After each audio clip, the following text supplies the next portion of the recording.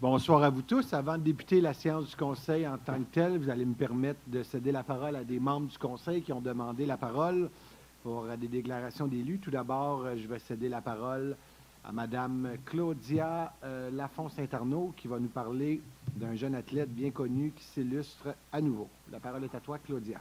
Oui, merci, M. le maire. Donc, ce soir, je voulais souligner la superbe performance de Cassandra Kanicki, 20 ans, qui est à nouveau montée sur le podium au championnat du monde de cheerleading à Orlando en avril dernier. Bien connue pour être une athlète multisport d'exception depuis son jeune âge. Elle a décroché la médaille de bronze en Floride après avoir remporté l'or à 3 reprises. Malgré 2 déchirements de son ligament croisé, Cassandra avait réussi à se faire recruter aux États-Unis l'an dernier dans une des plus prestigieuses équipes de cheerleading américaines. Elle s'est énormément développée durant l'année tout en allant à l'université aux États-Unis et en poursuivant ses études en tremplin avec le cégep à distance. Elle est récemment revenue au Québec pour étudier pour être paramédic tout en entraînant des jeunes en privé, en plus de prendre part aux séances cliniques liées à ses études. Donc, Cassandra est un véritable modèle pour nos jeunes et fait preuve d'une détermination et d'une persévérance incroyable. Bravo! Bien, merci beaucoup, Mme Lafont-Saint-Arnaud.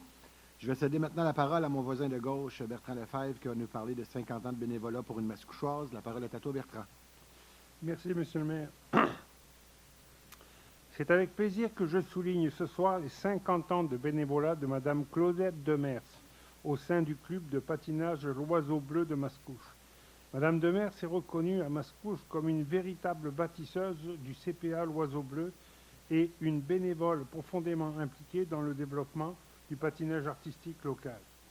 Son engagement exceptionnel auprès du club a marqué plusieurs générations de patineurs, de familles et de bénévoles. Le fait qu'une compétition régionale importante porte son nom, l'invitation Claudette Demers témoigne de l'impact durable qu'elle a eu sur le patinage local. Madame Demers est un véritable exemple de don de soi, toujours axé sur le bien-être des enfants d'abord. Merci Madame Demers pour ces 50 années de passion, de dévouement et de générosité. Votre implication inspire et continuera d'inspirer bien des jeunes, des familles et des bénévoles pour les années à venir. Merci beaucoup et bonne fin de soirée. Merci, M. Lefebvre. Et finalement, M. Pierre Nevremont, qui va nous parler d'un Mascouchois qui fait bonne figure à l'international. Vas-y, Pierre. Merci, M. le maire. Nous avons de nombreux athlètes d'excellence à Mascouche et ce soir, j'aimerais mettre en lumière le jeune Jaden Roy, un monteur de taureau âgé de 18 ans seulement et qui connaît une ascension fulgurante dans le milieu du rodéo professionnel. Il s'est récemment illustré en remportant un championnat aux États-Unis, ce qui lui a permis de se qualifier pour le week-end de championnat à Arlington, au Texas, les 22 et 23 mai prochains. Jaden a eu des débuts fracassants alors que pour sa première participation à la prestigieuse Coupe PBR canadienne, il a remporté la première ronde. Suite à cette performance, il est passé de statut de non classé au 22e rang au Canada. Fait à souligner, Jaden Roy est l'un des rares francophones à percer dans les ligues majeures de rodéo. On lui souhaite donc la meilleure des chances pour la suite de sa carrière. Merci et bonne fin de soirée tout le monde. Merci beaucoup. Donc, on voit qu'à Mascouche, on a du talent, du bénévolat, jusqu'au cheerleading en passant par les taureaux. Donc, c'est multi-usage, mais félicitations à tous ces Mascouchois d'exception. Maintenant, il est 19h, Mme la greffière, si vous permettez. Donc, séance ordinaire du Conseil municipal de la ville de Mascouche, tenue le 11 mai 2026 à 19h au 3038 chemin Sainte-Marie à Mascouche. Sont présents l'entièreté des membres du Conseil, également présents M. Jasmin Savard, le directeur général, M.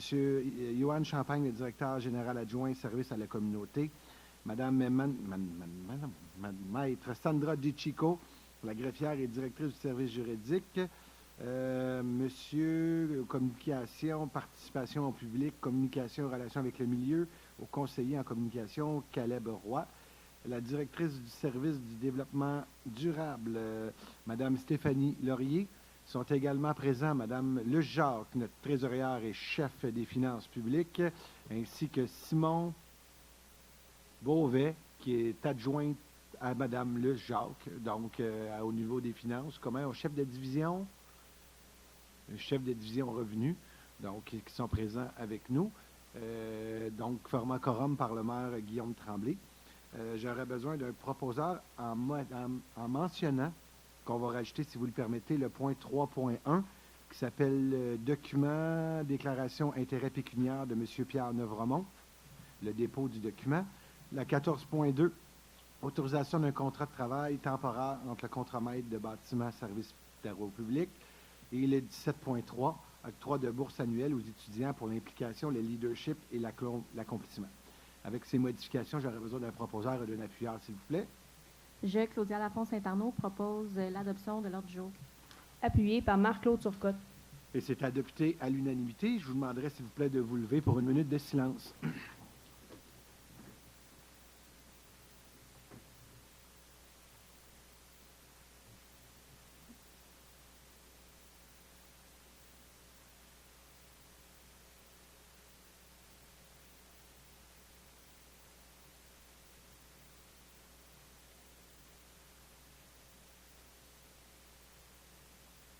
Merci. On est maintenant rendu à la première période de questions. Seulement vous dire que la première période de questions, c'est des sujets qui sont tout autres que des sujets qu'on voit ce soir à la séance du Conseil. Si jamais vous avez des questions sur la deuxième période de questions, c'est des questions qui sont en lien avec l'ordre du jour. Je vous inviterai à vous lever. C'est 5 personnes debout en attente au lutrin à la fois. Faites juste me donner votre nom et votre adresse. C'est 2 questions d'une durée totale de 5 minutes. Donc, la parole est aux citoyens. Bonsoir. Manon Dufour. J'aimerais savoir, M. le maire, vous avez passé en décembre dernier un règlement, je pense que le numéro c'était 1350, sur la taxation sur les surfaces qui étaient non végétalisées pour les commerces. Est-ce que vous vous entendez comme étendre ça au résidentiel à un moment donné? Non, et d'ailleurs, je pense que ça serait, je regarde Monsieur le directeur général, je ne suis pas sûr que ça serait légal de le faire au non-résidentiel, au commerce. Je pense que la loi nous le permet seulement. Ben, allez-y, monsieur. En fait, c'est plus une question d'application. L'objectif, c'est les grandes superficies non végétalisées, donc qui sont surtout les grands centres commerciaux, etc. Donc, il n'y a pas d'intention à court terme, puis c'est beaucoup plus applicable dans les grandes superficies commerciales et industrielles. Okay. Puis l'impact de ça, moi, mon terrain, il est complètement dans la glaise. Puis quand on vend Mascouche, quand on vend les sites d'enfouissement, la Chenille et compagnie, c'est toujours pour dire que c'est de la glaise, l'eau passe pas à travers, c'est bon merveilleux, là. Sauf que c'est vrai que l'eau passe pas à travers. Si vous pelletez chez nous, vous avez besoin d'une pelle pour vider la pelle, là. Ça colle, puis tout ça. Fait que moi, mon eau, j'ai de la misère à la gérer. Mon assurance m'a demandé de poser une somme-pompe. J'ai rencontré vos fonctionnaires. Envoyer une somme-pompe, ben moi, je voudrais l'envoyer dehors quand il y a un surplus. Mais on me dit non, faut que tu l'envoies dans le pluvial. Il faut comprendre que c'est le pluvial qui déborde. Je ne peux pas retourner de l'eau dans le pluvial si le pluvial déborde. Si on avait des fossés, ce serait différent, là. Exact. Je partage avec vous un fait que j'ai un grand frère qui est contracteur, retraité, mais j'ai demandé qu'est-ce que tu en penses. Je veux dire, je pense que c'est lui qui a eu la meilleure réponse à date, là. Il m'a dit, vide ta piscine creusée, envoie l'eau dedans, fais-la bouillir, envoie-la en nuage à Québec. Je n'ai pas de solution, là. Si moi, je n'envoie pas mon eau dehors, je suis dans la glace. Je ne sais pas qu'est-ce que les commerces vont faire avec leur eau, même si tu enlèves du pavé uni, de l'asphalte. Je ne sais pas si tout en bas, Mascouche, c'est ça, je ne suis pas géologue, mais la glaise, ça ne s'évacue pas très bien. Je pense que vous devriez prendre note de ça. Je ne suis pas sûre qu'il va y avoir un impact de ce règlement-là. Je le souhaite, mais... Moi, je veux juste vous dire que l'objectif à terme, puis vous n'avez pas tort quand vous dites, par exemple, des fossés, ça draine mieux l'eau. D'ailleurs, le boulevard Mascouche qu'on a refait il y a environ 2 ans, oui, lorsque je me promenais sur le territoire mascouchois lors des BIS, c'était en août 2024, le premier endroit où ça s'est résorbé le plus rapidement possible, ça a été justement sur le boulevard Mascouche parce que l'eau est allée directement dans le fossé. De vous dire que demain matin, à travers le Québec, on va construire nos maisons en remettant des fossés.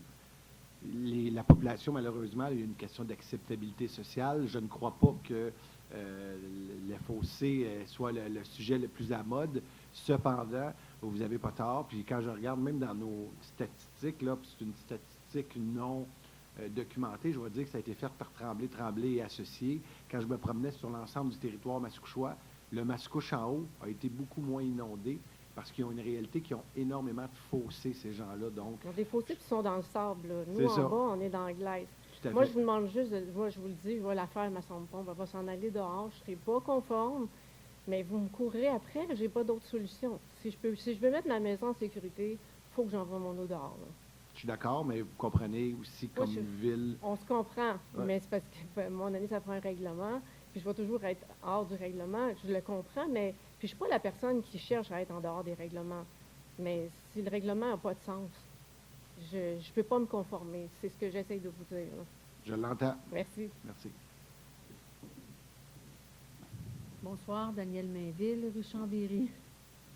Moi, je viens parce que la semaine dernière, j'ai écouté la visioconférence là, pour la rue Châteaubriand. Puis, vu que ça a commencé plus tard, je ne sais pas si au début, vous avez parlé du parc La Source. Ma question pour le parc La Source, c'est que tout le long des maisons qui donnent sur Chambéry, il va y avoir un fossé pour avoir la récupération d'eau de pluie.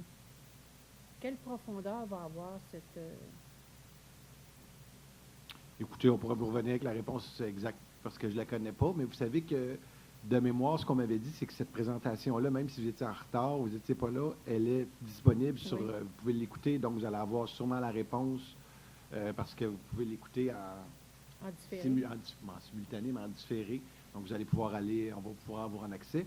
Mais si vous avez une question plus précise sur le fossé en tant que tel, on va pouvoir vous répondre avec plaisir. Mais parce que j'ai écrit, puis j'ai demandé, la distance entre ma headset ou ma cour et le début du fossé, c'est 10 pieds. Mais là, la profondeur, c'est comment profond? Est-ce que ça va être clôturé? Je reviens cependant, n'oubliez pas qu'on met un fossé pour répondre à la réalité Oui, oui, de oui. l'eau, puis vous avez été inondé dans votre secteur Oui, d'ailleurs. oui, très bien. Fait que l'objectif, c'est justement de nous assurer de donner, d'améliorer notre résilience climatique. Maintenant, plus une donnée technique, ça va nous faire plaisir de vous revenir avec la réponse. Faites juste donner vos coordonnées à M. Franche qui est là, puis on va vous rappeler avec plaisir. Comme la rue Tulon, je pense, dans votre coin, là, c'est clôturé, ou je ne m'abuse? Non, là, c'est pas maintenant? clôturé, c'est un parc. OK. Bien là, ça va être quasiment la même chose. Mais où celle de Châteaubriand, est-ce que c'est clôturé aussi? Oui, mais là, ça, c'est pas dans un parc. Là. Vous êtes dans le parc de l'École La Source. Juste vous dire, quand vous parlez de mon secteur, là, c'est le parc qui m'a sauvé la vie, parce que sinon, j'aurais été inondé, moi aussi. Quand on dit qu'il va falloir commencer à penser à faire les choses différemment, faire des parcs éponges, c'est la réalité. Quand j'étais revenu le soir pendant le débit, j'ai des modules de jeu dans mon parc, puis il y avait de l'eau par-dessus mon module de jeu, là, où que mes enfants s'amusent. Mais si j'avais pas eu ça, Oui, parce qu'il était descendu. le parc est rendu éponge. Donc, c'est un parc qui est creusé. Je pense que plus que ça va avancer, plus que c'est vers quoi qu'il va falloir s'en aller. Parce que oui, il faut améliorer notre résilience climatique. D'ailleurs, ce soir, vous allez voir dans le budget, on va parler, on remet des sommes disponibles dans le budget pour faire face à la résilience climatique avec les surplus. Donc, ça va être intéressant. Mais, je vous le dis, les parcs, on s'en va vraiment vers cette théorie-là, de faire des parcs beaucoup plus éponges quand on refait, de revoir aussi nos bassins de rétention, vous n'avez pas tort. Donc, c'est toutes des méthodes. Puis, pour votre réponse plus en particulier, on va vous revenir. Donnez juste vos coordonnées pas de- pour être certain que je puisse vous rappeler. Puis, ça va être quelqu'un de l'administration qui va vous rappeler. Mais merci. Merci à vous. Au revoir. Vous allez être envahi de travaux cet été. Chambéry en avant, Chambéry en arrière. Merci de votre patience. Oui, bonsoir. Paul Harvey de Chemin des Anglais. Je voulais revenir un petit peu pour le projet du PPC moi qu'on a perdu seulement par 3 voix. Je pense qu'il y avait du monde qui se sont impliqués, mais il nous a manqué 3 voix pour aller en référendum. Je ne sais pas si, M. le maire, vous avez lu le journal La Revue il y a environ 2 semaines. Il y a eu un bel article ici, des actions pour protéger la couleuvre brune. La ville de Terrebonne s'engage à protéger la couleuvre brune et à faire des études. Moi, ma question est la suivante. On vous a demandé il y a quelques mois, quelques semaines, peu importe,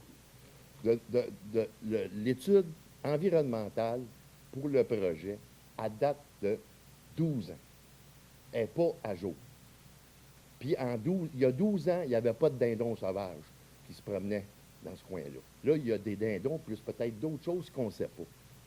Pourquoi que la Ville ne vous demanderait pas à Montagny de mettre l'étude environnementale à jour? Puis après ça, ils font leur projet. Mais là, en 12 ans, on ne sait pas ce qui s'est passé dans ce bois-là, ce boisé-là. Fait que je pense que c'est votre responsabilité à la ville, comme on dit, mettre vos culottes puis dire aux contracteurs, mais faites-le l'étude environnementale. En plus, vous êtes président des unions municipalités du Québec. Fait que ça serait de votre devoir pour monter l'exemple à travers le Québec que non, on peut arrêter un projet pour avoir une étude à jour. Là, à date de 12 ans.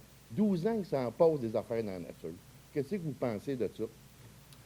Merci beaucoup de votre questionnement. Tout d'abord, quand Monsieur Harvey, vous m'avez posé la question dans le respect. On va rester respectueux. Je pense que c'est la base de la démocratie. Puis la question, vous l'avez posée. Maintenant, laissez-moi la chance, s'il vous plaît, d'y répondre. Deux choses. Tout d'abord, quand vous avez fait votre prémisse en disant qu'il vous manquait seulement 2-3 signatures pour avoir un registre, moi, je tiens à dire qu'il y avait 300 personnes qui pouvaient venir prendre position sur ce projet-là, puis vous avez été 45. Ça veut dire, si je vais avec votre raisonnement, ça veut dire qu'il y en a 255 qui étaient en accord avec le projet, puis il y en a 45 qui sont venus s'opposer. Je le répète. Vous m'avez fait une prémisse, vous avez dit. Donc, je le répète, il y a 255 personnes qui ne se sont pas déplacées. Ça veut dire qu'on peut arriver à la conclusion, selon votre prémisse, qu'il y a 255 personnes qui étaient en accord avec le projet, qui ne se sont pas déplacées, qui ne sont pas venues signer.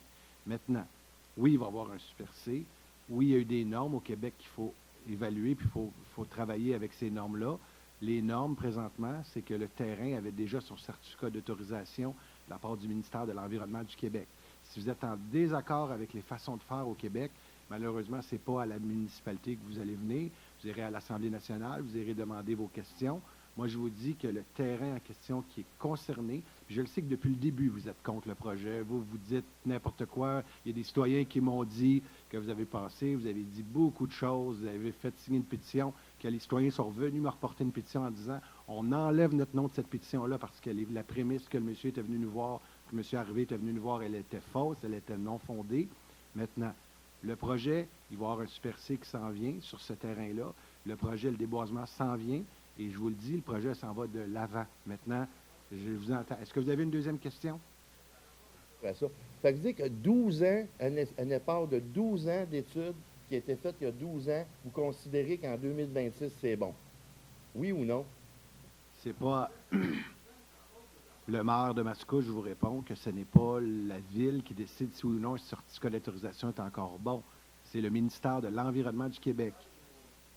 Le ministère de l'Environnement du Québec nous confirme que le certificat d'autorisation, il est dûment donné, autorisé. Donc, le projet va de l'avant. Je vous remercie pour vos deux questions. Je vous remercie pour vos deux questions. Je vous remercie. Merci. Yali Benoît, puis j'habite sur Place des Charmilles à Mascouche. Place des... Charmilles. OK. Ma question, c'est avec l'augmentation des étudiants à Mascouche, est-ce que vous prévoyez augmenter la fréquence des trains ou des autobus au cégep ou à l'université? Bien, merci beaucoup. Une question qui est fort pertinente. D'ailleurs, on est là-dedans dans le budget de la RTM. Il faut savoir que présentement, la manière que le financement du transport en commun se fait, c'est donc il y a des revenus qu'on va chercher avec le transport en commun. Puis après ça, c'est divisé, le déficit d'opération est divisé par l'ensemble des villes. C'est des déficits d'opération qui sont exponentiels, là, présentement, le transport en commun. Puis d'ailleurs, le gouvernement du Québec a annoncé une coupure de près de 200 millions en 2028-2029.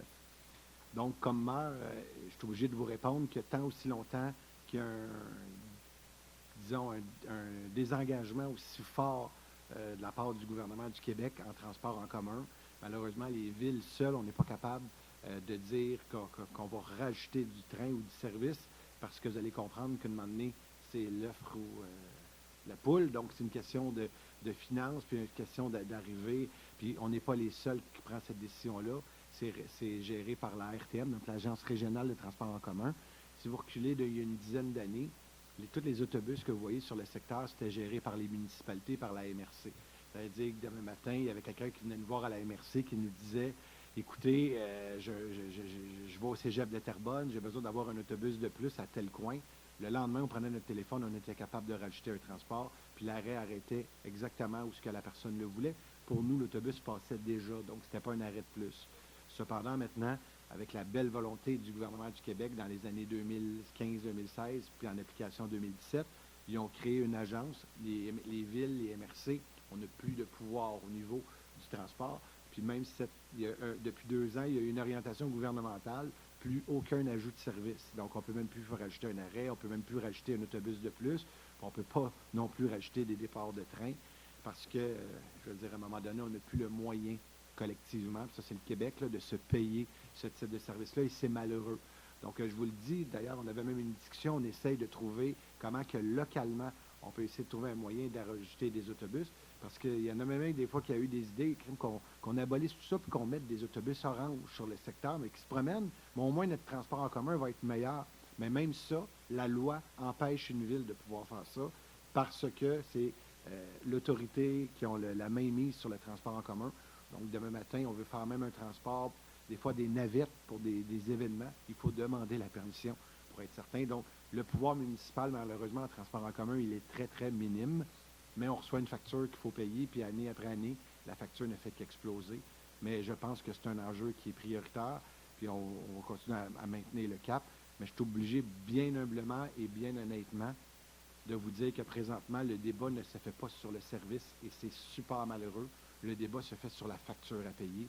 Et ça, c'est très triste, mais c'est la réalité 2000. Tant qu'il y a un désengagement de la part du gouvernement du Québec, on est pogné dans une roue qui tourne et une tornade phénoménale au niveau du transport en commun.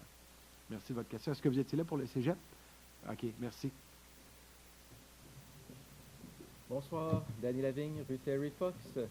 Tout d'abord, je tiens à saluer la nouvelle politique de participation publique, dont l'objectif est de rendre la participation plus accessible, d'améliorer les projets avec les idées de la communauté et de s'assurer que les initiatives répondent aux réels besoins des gens. Il fera plaisir à mes collègues de Maire au Front et à moi-même de participer aux consultations. Ma question d'aujourd'hui porte sur 2 intersections du boulevard Mascouche, soit celle de la rue Crépeau et celle de la rue Brien. Elles sont très achalandées, elles sont traversées chaque matin par plusieurs adolescents qui se rendent ici, à l'école de Prélude. C'est le cas notamment de mon fils qui me disait dernièrement qu'il n'avait plus le goût de se rendre à l'école à pied parce qu'il y avait, puis pourtant on habite quand même assez proche, là, la maison est près, mais il a vécu tellement de mauvaises expériences à ces intersections-là que là, ça ne lui tente plus. Il est même passé près de se faire frapper par un automobiliste qui ne l'avait pas vu. C'est un trajet que je fais moi-même de temps en temps pour venir à la bibliothèque municipale et je confirme, c'est vraiment désagréable. Il y a quelque temps, j'avais proposé à la Ville d'installer des feux de circulation à ces 2 endroits, comme ça a été fait sur le même boulevard aux intersections de Maupassant, de l'Étang, de la Pointe et de Châteaubriand. On m'a répondu non. Je comprends qu'il y a beaucoup de travaux prévus cet été et qu'il faut faire des choix. Par contre, est-ce qu'on pourrait au moins améliorer la sécurité de ces intersections?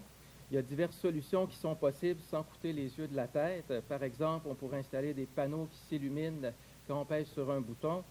On pourrait sinon faire des saillies de trottoir au coin des rues, comme on l'a fait un petit peu plus haut sur boulevard Mascouche, à l'intersection de Monté-Maçon. Ou une dernière option, peinturer l'asphalte d'une couleur vive, donc pour signaler à tes souhaits visuellement la zone de traversée. Donc, est-ce que ce sont des solutions que la Ville pourrait étudier? La réponse, on ne fait pas juste les étudier, on va le faire, M. Lavigne. Donc, on mentionne qu'il va y avoir des refuges dans le milieu pour traverser les 2 voies. Donc, rendu au milieu, vous allez avoir un endroit pour dans le réaménagement. D'ailleurs, je veux dire, dans la mobilité aussi, il va y avoir une voie, comment qu'on l'appelle, Pierre? Un sentier polyvalent. Donc, il y a un côté, ça va être un sentier polyvalent, donc autant pour les vélos, les trottinettes, les quadriporteurs, mais les piétons aussi, qui va être fait du côté, quand vous êtes sur le boulevard Mascouche, du côté de l'Aréna, donc dans ce voie-là. Puis au milieu, il va y avoir aussi justement des espaces pour justement attendre pour traverser de l'autre côté. Malheureusement, vous savez que des feux de circulation, ça coûte excessivement cher. D'ailleurs, la mairesse de Longueuil disait quasiment 2 millions par feu de circulation. C'est la réalité d'aujourd'hui. Ça a été évalué. Malheureusement, pour la circulation en tant que telle, le stop est prioritaire pour garder cette fluidité. Mais on va s'assurer de mettre nos enfants et nos jeunes un peu plus en sécurité. Et je pense que c'est un super de bon point. Puis ça va être fait. Peinturé d'un beau petit bleu sur l'asphalte aussi? Ça, on va le garder plus pour on va l'essayer sur la Montée-Maçon. Donc, à la sortie des commerces, il va y avoir de la peinture qui va être mise un peu plus en sécurité sur la Montée-Maçon en tant que telle qu'on refait cette année. Est-ce que ce sera avant la prochaine rentrée scolaire? La Montée-Maçon ou... Non, pour... pardon, ça se fait, là, les travaux commencent fin juillet, les travaux. Faites ma journée, merci. Merci. D'ailleurs, je vous ai vu cette semaine, j'ai manqué d'arrêter, mais j'étais pressé, il fallait que j'aille faire une vidéo. Mais je vous ai vu avec votre petit chien, avec votre petit chien collé. Il veut pas marcher. Non, non, j'ai dit, il faut qu'il fasse attention à son petit un petit caniche, peut-être? Ah, elle est vraiment belle, elle est vraiment mignonne, j'ai le goût de la voir. Allez-y. Bonjour, Geneviève Fournier-Goulet sur la rue des Cèdres et aussi maire au front avec Dany. Moi, je veux revenir aussi sur le boisé de l'esplanade. Là, j'ai bien compris, je ne repose pas de questions là-dessus, j'ai bien compris que ça va se faire. Maintenant, par contre, je me demandais, bon, comme ça va se faire, d'une part, on a parlé un peu de l'échéancier. Est-ce que vous pourriez nous le rappeler rapidement? Puis moi, je veux vous soumettre un projet en tant que maire au front. Avez-vous entendu parler de ce projet en Estrie qui est la forêt qui marche? C'est quand des lieux vont être déboisés. De toute façon, ça va être fait. Des citoyens peuvent venir avec l'aide d'un organisme, mais vous, ça pourrait être la ville qui chapeaute tout ça. Les citoyens peuvent venir gratuitement chercher les petits plants qui ont poussé là spontanément. C'est sûr, des gros arbres, il y en a. Des gros arbres, je ne sais pas si vous y avez été. Il y a des arbres qui ont 50, 60 ans à cette place-là. On ne va pas déraciner eux autres, c'est pas faisable. Mais il y a des petits chênes, des petits érables, des petits noisetiers, il y a de la fougère. On pourrait aller, je sais que vous faites une distribution d'arbres. Ben là, ce serait une distribution d'arbres qui permettrait de continuer à garder ces arbres-là. Donc, c'est sûr que j'aurais préféré la forêt, mais au moins garder un petit quelque chose. Fait que je ne sais pas si c'est une voie possible. Au nom de Maire au front, j'ai envie de vous dire, on peut vous épauler là-dedans. Puis, c'est sûr, moi, en tout cas, j'en prendrai quelques-uns chez nous en pépinière. Bien, écoutez, on peut peut-être donner vos coordonnées. Si vous voulez être en charge un peu de tout ça, on peut regarder avec le promoteur, donner votre nom.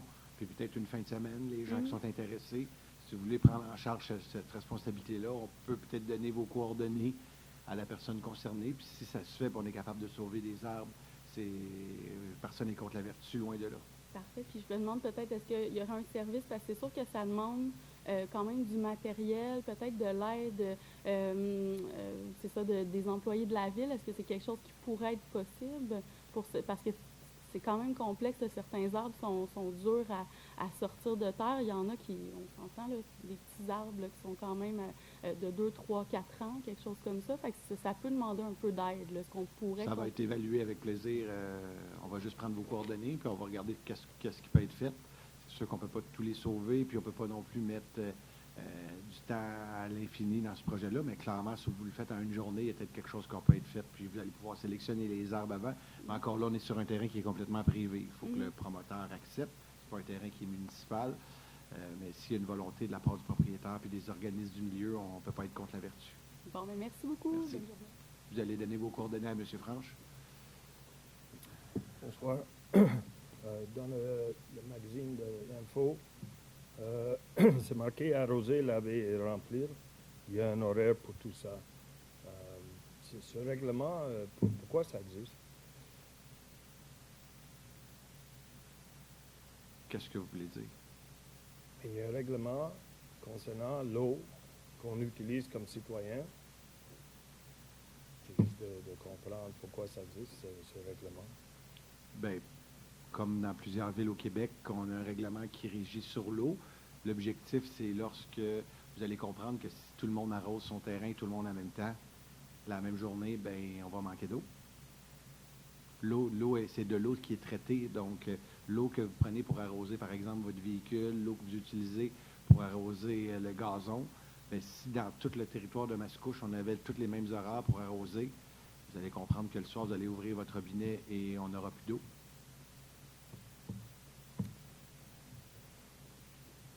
Sur le chemin des Anglais puis Garden, l'intersection, c'est très dangereux. Je ne comprends pas pourquoi c'est comme ça. On attend encore après Hydro-Québec. D'ailleurs, monsieur, on a-tu des nouvelles d'Hydro-Québec? Donc, mais ça va me faire plaisir, M. Modelaine, parce que j'ai passé là tantôt. Je l'ai vu, le poteau qui est encore à la traîne. Donc, on va faire un suivi. Je vais vous revenir à la prochaine séance en vous mentionnant quand est-ce que les travaux vont être terminés. J'ai vu que le nouveau poteau a été installé. De mémoire, en février, on nous avait dit que le tout serait terminé, mais il faisait trop froid pour Hydro-Québec. Donc, ça a été reporté, mais on n'a encore pas la date. Donc, on va pouvoir vous revenir avec plaisir avec un échéancier de la part d'Hydro-Québec. Là, nous, on ne se fait que porte-parole d'Hydro-Québec. Mais ça va me faire plaisir d'y revenir. Si vous le permettez, en tout respect, M. Harvey, avant de vous donner la parole, juste à regarder, est-ce qu'il y a d'autres mondes qui voudraient prendre la parole avant de continuer? S'il n'y a pas d'autres personnes qui voudraient prendre la parole, vous allez être le dernier intervenant. Allez-y. OK. Moi, j'aimerais savoir quand c'est que la ville, ça va commencer le traçage des lignes. Parce que là, sur le chemin des Anglais, on ne voit plus rien pantoute. Il y a plusieurs rues dans Mascouche. On est rendu quasiment à mi-mai, puis je n'ai pas vu encore un contracteur ou des employés de la ville recommencer à faire le traçage des lignes. Savez-vous quand c'est que ça va débuter? Ça débute bientôt. Vous comprenez, d'ailleurs, on a eu tantôt, avant de faire le traçage des lignes, et puis malheureusement, j'ai vu d'ailleurs des spotted, je pense que c'était spotted 5-Alix, qui ont fait les lignes avant de passer les balais de rue. Nous, à Mascouche, avant de faire les balais de rue, avant de faire les lignes, on s'assure que toutes nos... Puis là, je vois un spécialiste des travaux publics qui a fait ça toute sa vie en arrière, M. Guilbeault, qui est là pour la Ville de Montréal. Donc, il faut justement faire le balai de rue dans l'ensemble des villes, puis après ça, on rentre dans le traçage. D'ailleurs, tantôt, on avait, avec la géomatique, la majorité du territoire de Mascouche, je vous dirais quasiment à 75-80 les balais de rue sont presque terminés, le premier passage. On rentre là incessamment dans le traçage de lignes en tant que tel. Habituellement, on commence par les artères principales, on recommence, puis il y a un volet qui est fait par l'interne, donc par nos employés, puis un volet qui est fait par des entreprises privées. Est-ce que vous avez une deuxième question? Oui, mais j'aimerais savoir, quand ils ont fait des travaux sur le chemin des Anglais, moi, il y a un terre-plein avant de chez nous, mais il est juste sur la pointe. Mais la partie entre la piste cyclable et la rue, ils n'ont pas mis de la tourbe. Ils ont arrosé avec un produit qui est pour le gazon repousse. Mais là, si vous allez voir, vous passez là, ça ne repoussera plus. Là. Ça va rester de la boîte tout le temps. Est-ce que la ville va faire de quoi pour ça ou ils vont laisser ça comme ça à l'abandon? Ou ça va être à nous autres d'aller semer? Bien, ça vous tente? Bien, je vous taquine, M. Harvey, je vous taquine. Oui, clairement, c'est une responsabilité municipale, surtout si ça avait été fait. Est-ce qu'il y a encore des garanties avec l'entreprise en question qui a fait les travaux? Possiblement, possiblement que non, tout dépendant du délai. Mais c'est sûr que ça va être fait, ça va être amélioré. De l'autre côté, même si c'est possible de planter des arbres, il faudrait regarder. On parlait tantôt d'arbres qu'on veut enlever ailleurs. Ça ferait peut-être bien. Puis je sais que vous aimez beaucoup les arbres avec le combat que vous avez fait. J'en ai des gros arbres, même. On va vous en mettre des beaux gros en avant. Mais en parlant d'arbres, là, vu que Montagny, dans pas longtemps, ils vont couper, là, puis ça va comment ça marche, ces machines-là, hein? Ça coupe, ça... Puis on pourrait savoir du bois de chauffage, les citoyens, on va le chercher. On amène nos chainsaws, puis on se coupe des billes de 8 pieds. Vous êtes sur un terrain privé, monsieur. C'est pas un terrain public, c'est un terrain privé. Je suis d'accord, mais c'est les arbres de la ville de Maine, en tout cas. Ça aurait pu être un petit cadeau. Ben, merci beaucoup. Attention, si vous chauffez au bois, c'est pas bon pour l'environnement. Allez-y. Robert Guilbeault, 110 Kérépo. Monsieur Tremblay, là, c'est déjà commencé le traçage de ligne, là. Parce que sur Kérépo, ils ont passé le balai, puis là, ils ont commencé entre les traverses de piétons, là, d'une rue à l'autre. Merci. C'est déjà commencé. Je pense il n'y a pas de problème. Ça se peut peut-être sur le chemin des Anglais. Même à Terrebonne, sur Grand Allée, ils ont commencé. Je pense que c'est peut-être parce que sur le chemin des Anglais, il y avait beaucoup de nids de promène poules pas aussi. mal un peu partout, puis je vois que... Ils ont peut-être commencé à réparer les nids de poules avant de faire les... Merci beaucoup. C'est rien. Bonne soirée à tout le monde. Donc, s'il n'y a pas d'autres questions, Mme la greffière, à 3.1, vous déposez les documents suivants. Le rapport sur l'exercice du pouvoir de l'article 93 de la loi modifiant diverses dispositions législatives en matière d'habitation, le certificat du greffier pour le règlement numéro 1289-1 modifiant le règlement 1289, le certificat du greffier concernant la résolution 260-323-48 concernant l'adoption d'un bail entre la Cité et la Ville de Mascouche pour la location de 2 gymnases, le procès-verbal de la correction PC 2026-01-260-323- 7R1364 du règlement 1364 ordonnant les travaux de réfection de la chaussée de la Montée-Masson incluant celle de son sentier polyvalent ainsi que la chaussée sur l'avenue de l'Esplanade, autres services connexes ainsi professionnels, techniques et afférents et décrétant à ses fins une dépense ou un emprunt de 8 250 000 $, la liste des chèques émis pour le mois de mars 2026, la liste des dépôts émis pour le mois de mars 2026, la liste des chèques émis règlement 1192, fonds des activités financières pour le mois de mars 2026, la liste des PC mensuels des bons de commande pour le mois de mars 2026. C'est la liste des bons de commande trimestriels pour le mois de janvier à mars 2026. Merci, Mme la greffière. Ah, parfait. Et vous déposez aussi la déclaration d'intérêt pécuniaire de M. Pierre Nevremont, modifiée parce qu'il est partenaire dans l'entreprise de son fiston. Avec raison, on est toujours là pour encourager nos enfants. À 4, approbation du procès-verbal. À 4.1, il est proposé d'approuver le procès-verbal de la séance ordinaire du 20 avril 2026 tel que rédigé et présenté. Proposé Lise Gagnon. Appuyé par Patricia Lebel. Et c'est adopté à l'unanimité. Au niveau de la direction générale, il est proposé d'adopter le plan stratégique 2026-2030 de la ville de Mascouche tel que présenté. Proposé par René Chartier. Appuyé Claudia Lafont-Saint-Arnaud. Et c'est adopté à l'unanimité. Donc, c'est un plan qui vise à établir une vision et les priorités qui guideront les actions de la ville pour les 5 prochaines années. Je remercie d'ailleurs, il y a eu une belle consultation qui a été faite auprès de la population, une consultation auprès de nos employés, consultation qui a été organisée par la direction générale de la ville. Je vous remercie beaucoup, messieurs de la direction générale et toutes les équipes. Donc, 5 grandes orientations qui ont été mises de l'avant. Tout d'abord, la résilience du territoire en renforçant les infrastructures et favorisant des déplacements plus sécuritaires et durables. Consolider la vitalité économique tout en assurant une gestion rigoureuse et responsable des finances publiques. Renforcer la qualité de vie et le sentiment d'appartenance en développant une communauté active, inclusive et sécuritaire, ancrée dans les milieux de vie et attrayants et dynamiques. Moderniser les façons de faire afin d'offrir des services plus conviviaux, accessibles et efficaces aux citoyens. Et placer les employés et les talents au cœur de l'évolution de la ville en misant sur l'innovation et la mobilisation pour accroître la performance. Honnêtement, bien content des 4 premiers thèmes, mais le dernier thème aussi, placer les employés et les talents. Vous savez, comme organisation, on a aussi une équipe de travail mobilisée. Je pense qu'en 2026, on se doit de mettre de l'avant les talents qu'on a au niveau de la ville.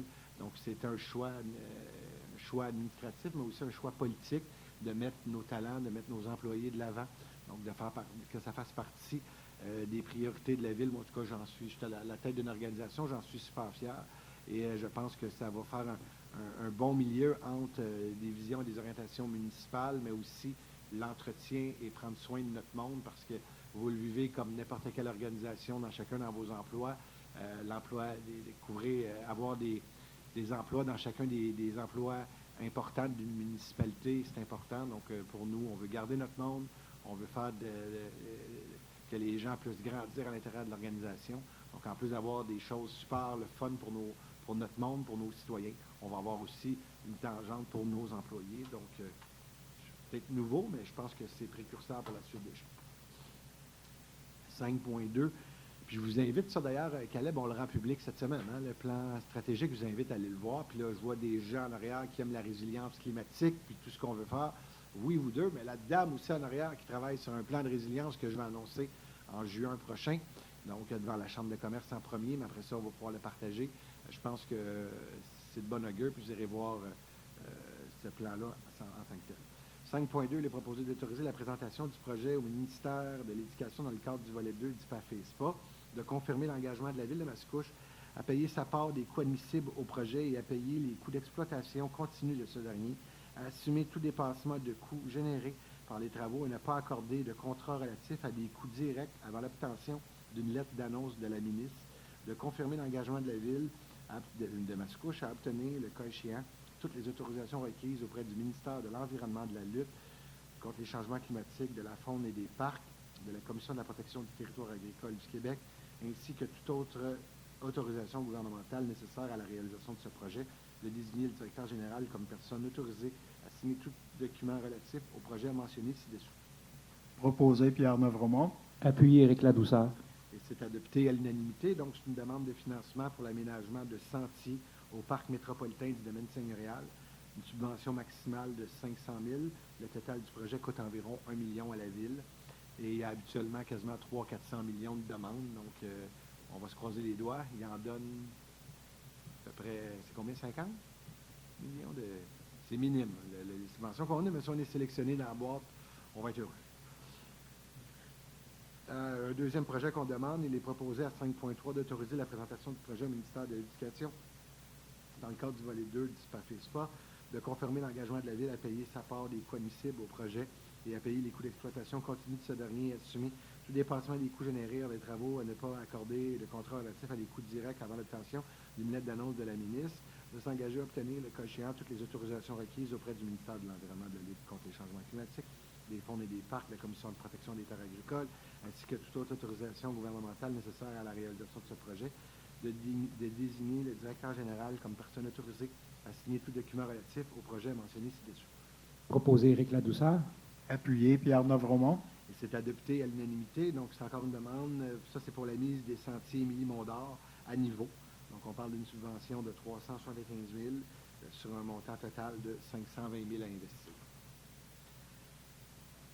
Urbanisme et développement durable. À 6.1, il est proposé d'approuver et d'autoriser les plans d'implantation et d'intégration architecturale suivant et la demande de modification réglementaire. Suivant la demande de modification de réglementaire pour le prolongement d'une rue par l'avenue de l'Étang pour la phase 3 d'un projet sur les lots 6281357 dans la zone ARD 580 par l'augmentation de la densité de 75 à 85 logements par hectare dans la zone ARD 580 selon la recommandation 2604049 du CCU du 15 avril 2026 et selon la brochure de la présentation approuvée au soutien de la demande de PIA pour l'agrandissement d'un bâtiment principal au 377-371 rue Margot selon les plans des élévations approuvés au soutien de la demande de PIA pour la transformation d'un bâtiment principal au 2844 rue François Giroux selon les formulaires du demandeur approuvés au soutien de la demande de PIA pour la transformation du bâtiment principal pour la crèmerie chez Mamie au 3068-3070 Chemin Sainte-Marie selon les documents approuvés au soutien de la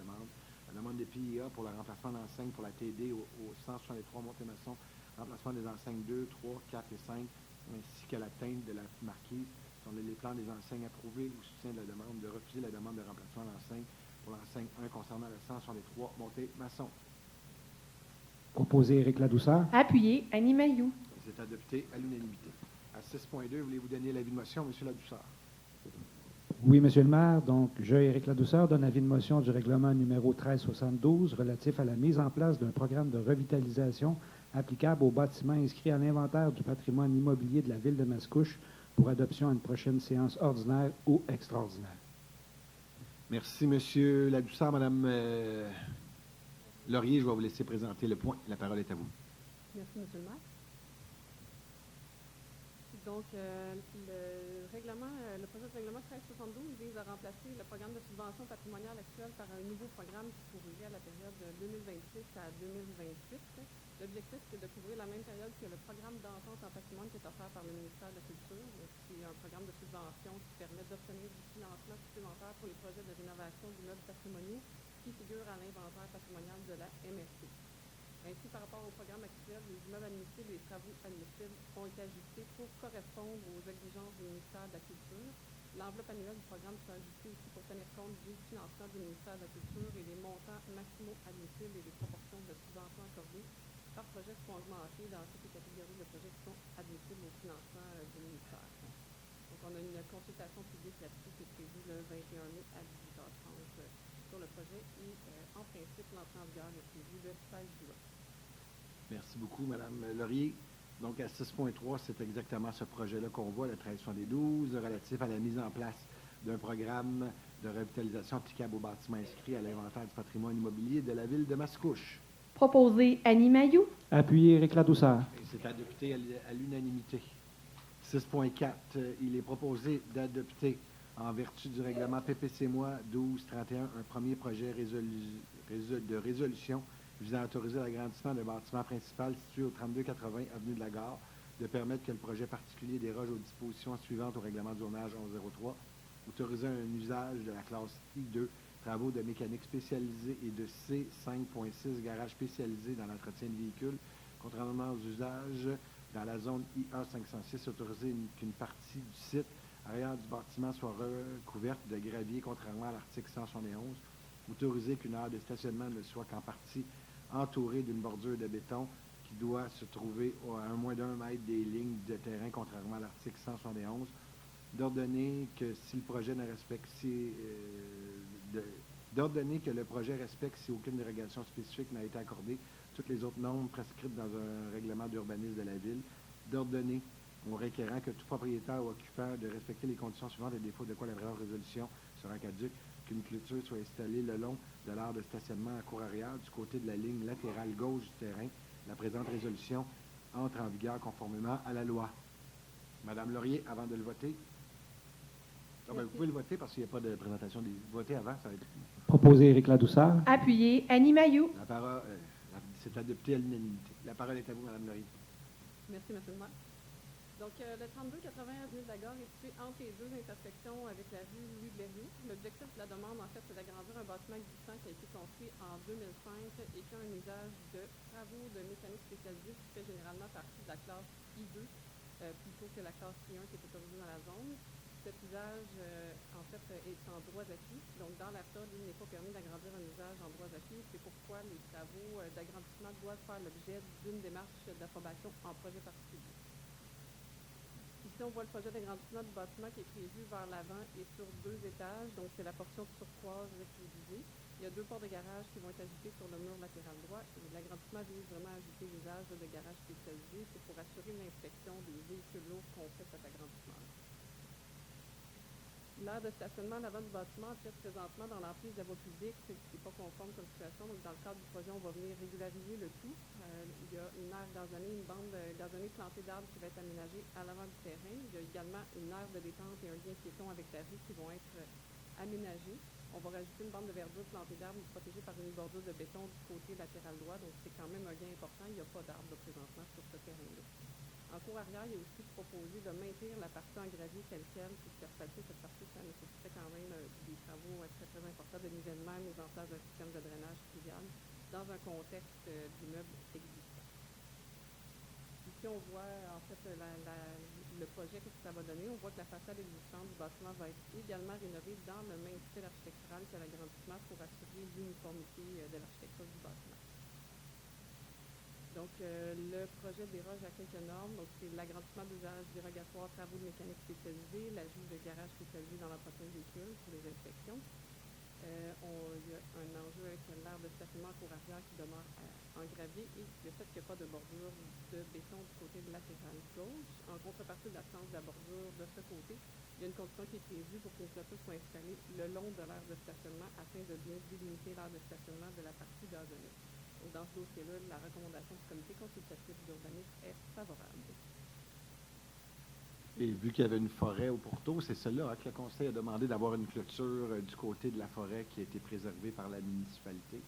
Donc, la forêt est entre le futur garage municipal et le terrain en question. Donc, vous avez vu aussi d'ailleurs, vous avez vu, c'est pour faire la vérification des véhicules pour Québec, le ministère, c'est Société de l'assurance automobile du Québec, s'assurer que les camions sont en bonne et due forme. Donc, ça va être un service intéressant pour nos commerçants du milieu qui ont heureusement des gros camions, qu'il faut les vérifier.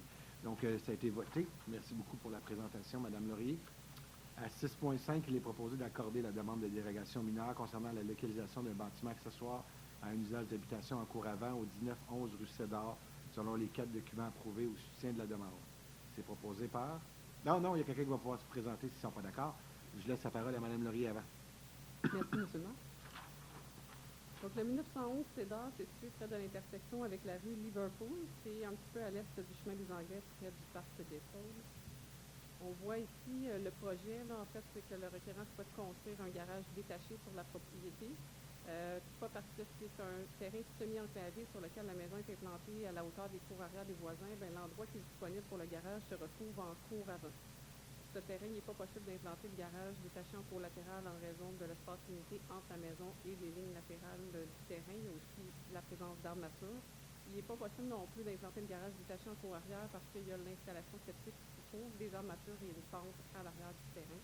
Donc, pour toutes ces raisons, on a une recommandation favorable du comité consultatif d'urbanisme dans le dossier. Donc, la Ville est en accord avec l'installation de ce garage. Est-ce qu'il y a des gens qui sont concernés par cette demande qui voudraient prendre la parole? Une fois, 2 fois, 3 fois. S'il n'y a pas personne, j'ai besoin d'un proposeur et d'un appuyeur. Proposé Annie Mailloux. Appuyé Éric Ladouceur. Et c'est adopté à l'unanimité. Bonne construction à ce citoyen. 6.6, il est proposé d'accorder la demande de dérogation minière autorisant une marge avant de 3,9 mètres pour un bâtiment principal au 1930 rue Northview, selon les documents approuvés au soutien de la demande. Avant de voter, je vais céder la parole à Mme Laurier. Merci, M. le maire. Donc, le 1930 Northview, c'est situé au coin du chemin Pincourt. Comme on voit à l'écran, là, c'est un terrain qui est bordé sur 3 côtés par des rues. Donc, suite à la démolition du bâtiment sur le terrain, le requérant souhaite reconstruire une résidence en réutilisant l'installation septique existante du côté du chemin Pincourt. Il veut aussi conserver l'armature qui est située du côté du chemin Pincourt. Par contre, là, compte tenu qu'on est bordé sur 3 côtés par une rue, il y a une marge avant de 6 mètres qui s'applique sur les 3 côtés. Donc, c'est pas possible là, de respecter la marge du côté droit de la maison là, en conservant l'installation septique et l'arbre mature. Donc, on est à 3,9 mètres plutôt que 6 mètres. Il faut aussi noter que la marge, quand même, elle augmente en allant vers le coin arrière du bâtiment, compte tenu de l'angle de la ligne de propriété. Donc, dans ce dossier, nous avons une recommandation favorable du comité consultatif d'urbanisme. Encore une fois, on est en accord avec cette demande. Est-ce qu'il y a des gens qui voudraient prendre la parole? S'il n'y en a pas, j'ai besoin d'un proposeur et d'un appuyeur. Proposé Éric Ladouceur. Appuyé Annie Mailloux. C'est adopté à l'unanimité. À 6.7, il est proposé d'accepter la modification de la demande de démolition du bâtiment principal 1427 rue Payne selon les 6 documents approuvés au soutien de la demande. Madame Laurier. Merci. Donc, on voit ici le 1427 rue Payne qui se situe près de l'intersection avec la rue Nord. C'est un terrain sur lequel il y a déjà eu une demande de démolition approuvée. La maison est démolie. Le requérant souhaite modifier son plan d'utilisation du sol, donc ça veut dire son plan d'implantation et son plan de maison. Donc, on voit ici ce qui change. Donc, en fait, le plan d'implantation est modifié par l'inversion du côté du garage attaché et aussi pour s'adapter au changement de modèle de maison. Il y aura toujours maintien ou plantation de 5 arbres sur le terrain tel qu'initialement demandé à la résolution. On voit ici le changement de style d'architecture de la maison projetée. Et dans ce dossier, le comité consultatif d'urbanisme recommande favorablement la demande. Merci. Donc, juste que ça soit clair pour tout le monde, ça avait déjà été traité. On avait dit oui à la maison de gauche. Là, on fait juste changer de proposition de maison. Donc, c'est rien de nouveau. Puis, dans le temps, on avait dit oui, mais il fallait que la personne plante 5 arbres. Donc, ça avait été, puis on regarde cette demande-là. Est-ce qu'il y a des gens qui sont touchés par cette demande qui veulent prendre la parole? S'il n'y en a pas, j'ai besoin d'un proposeur et d'un appuyeur. Proposé Annie Mailloux. Appuyé Éric Ladouceur. C'est adopté à l'unanimité. 6.8, il est proposé d'accepter la modification de la demande de démolition du 14-19 rue Payne selon les 5 documents approuvés au soutien de la demande. Madame Laurier. Merci, M. le maire. Donc, le 14-19 rue Payne, c'est juste à côté de la propriété qu'on vient de voir. Donc, c'est également situé près de l'intersection avec la rue Nord. La demande de démolition, évidemment, avait été approuvée parce que c'était le même terrain sur lequel la maison se trouvait. Dans ce cas-ci, c'est en fait seulement le modèle de maison qui change. L'implantation demeure la même, outre le fait qu'on doit s'adapter au nouveau modèle de maison. Donc, on le voit ici à l'écran, c'est vraiment l'architecture de la maison qui est modifiée. Donc, ça va être similaire là, à l'autre dossier qu'on vient de voir en termes d'architecture. Pour cette raison, le comité consultatif d'urbanisme recommande favorablement la demande. Est-ce qu'il y a des gens qui sont concernés par cette demande qui voudraient prendre la parole? Besoin d'un proposeur et d'un appuyeur. Proposé Éric Ladouceur. Appuyé Annie Mailloux. C'est adopté à l'unanimité.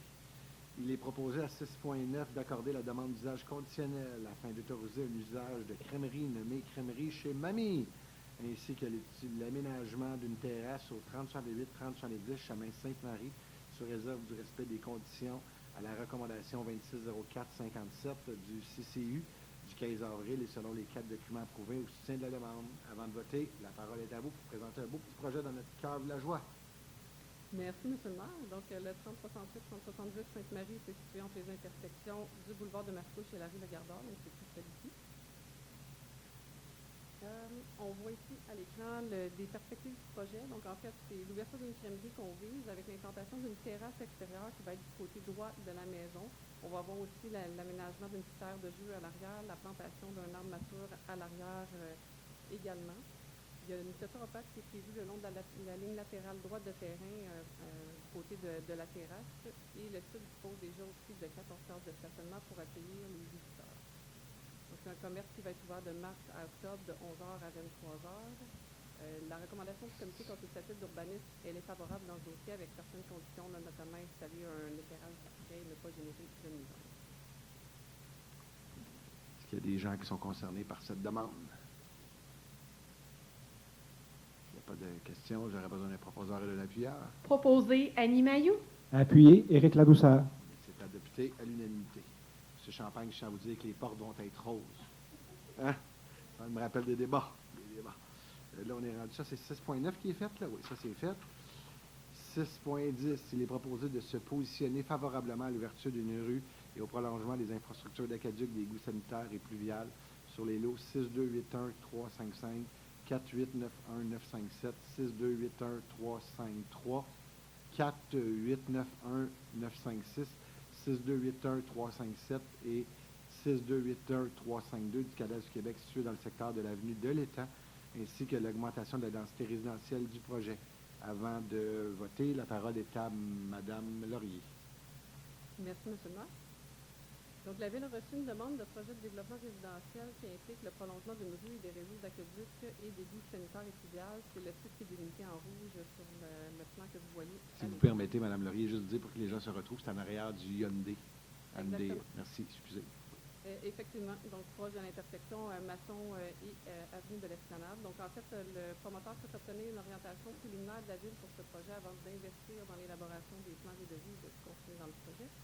Le projet, ça vise à créer 168 logements, 7 fois 24 logements sur un terrain d'environ 2,3 hectares, donc une densité légèrement plus élevée que ce qui est autorisé dans la zone, mais il pourrait intégrer quelques logements abordables dans le projet en contrepartie.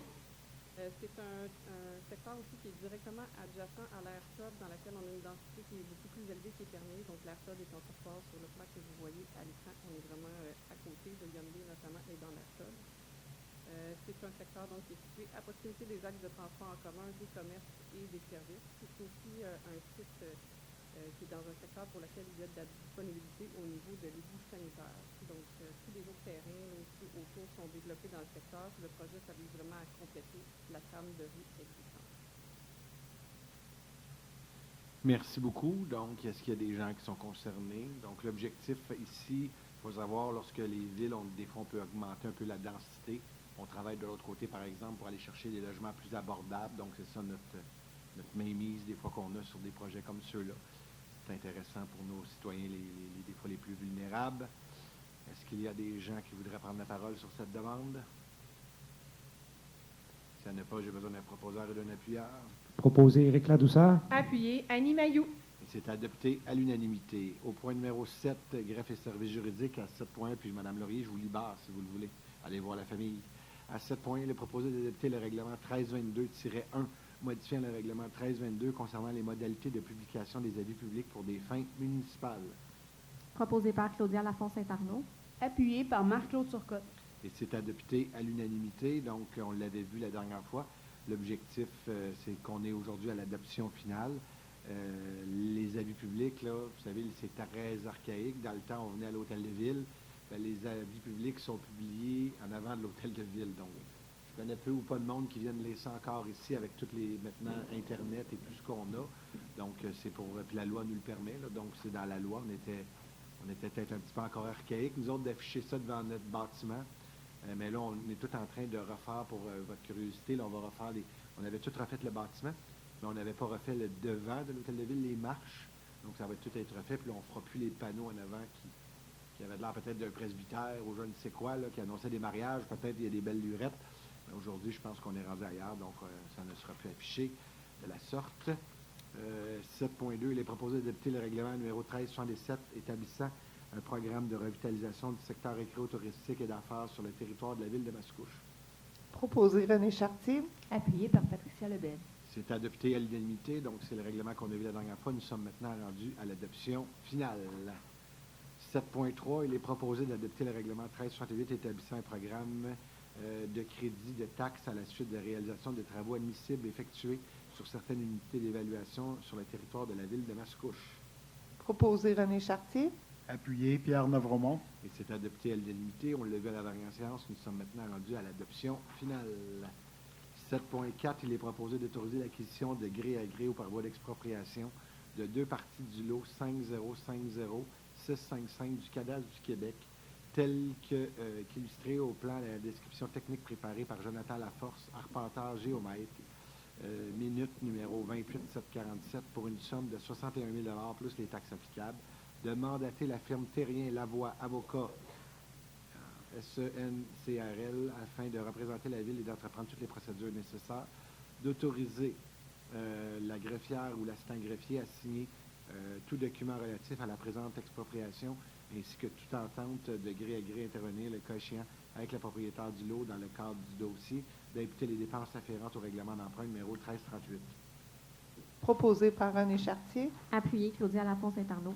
C'est adopté à l'unanimité. Ici, on parle c'est pour une expropriation pour des travaux sur la rue Sicard et l'avenue de la Gare.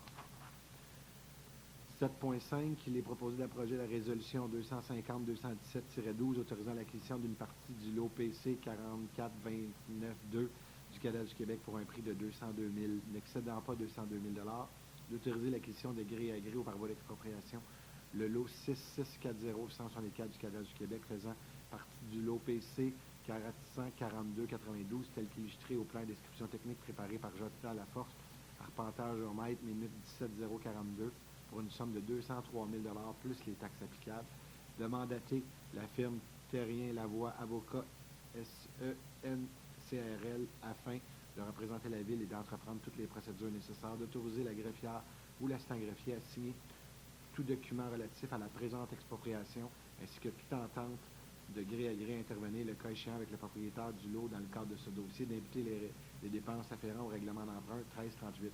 Proposé par Claudia Lafont-Saint-Arnaud. Appuyé par René Chartier. C'est adopté à l'unanimité. C'est encore des acquisitions de terrain pour des travaux sur la rue de Sicard et la rue de la Gare.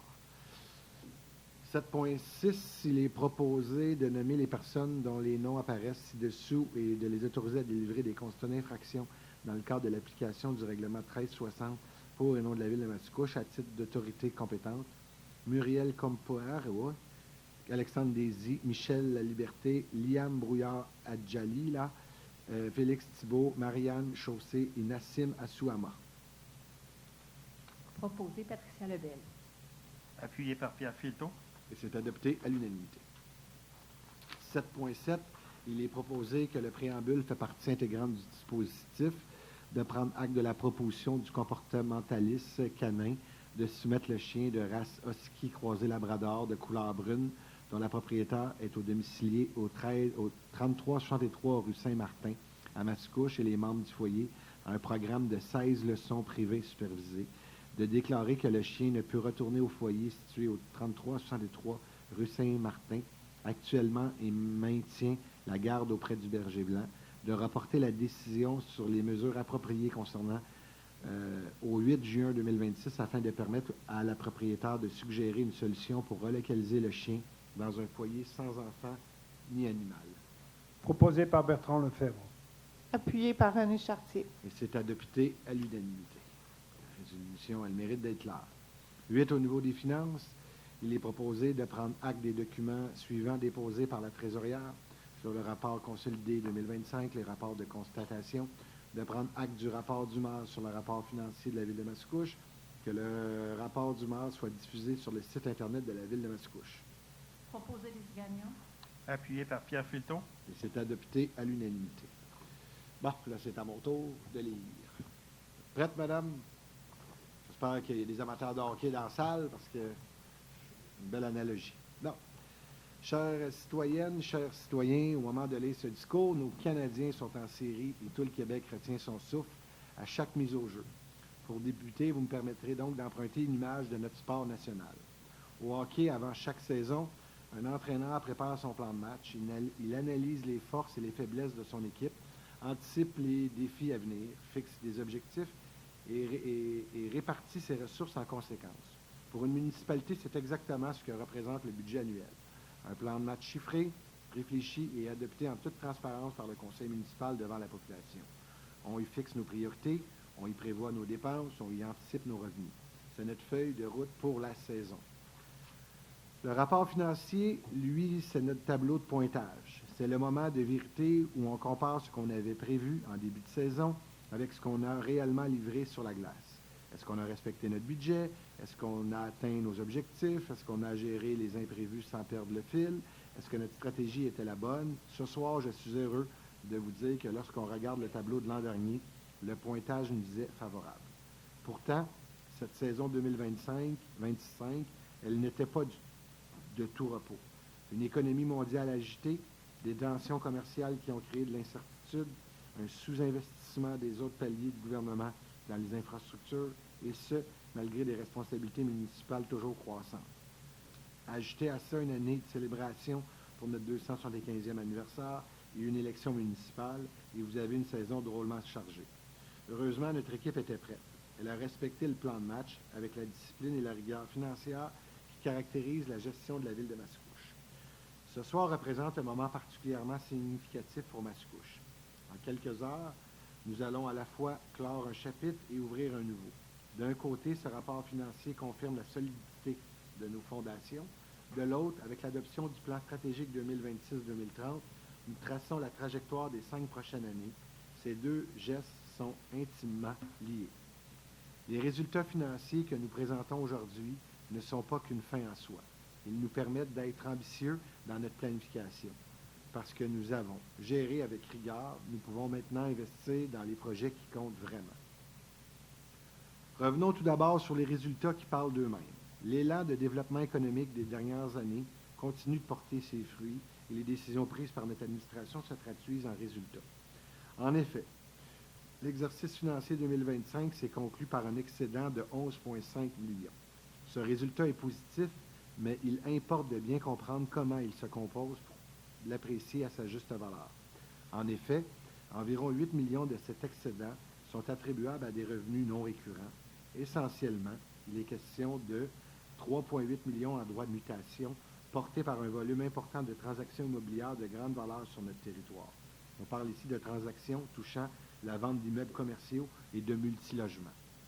2,7 millions liés à une subvention de la communauté métropolitaine de Montréal en lien avec la réalisation du projet Mission Unitaine. 1,4 million en revenus d'intérêt générés par les taux plus élevés que prévu et les montants plus importants de liquidité. En excluant ces revenus exceptionnels, l'excédent structurel de la ville s'établit à 3,5 millions.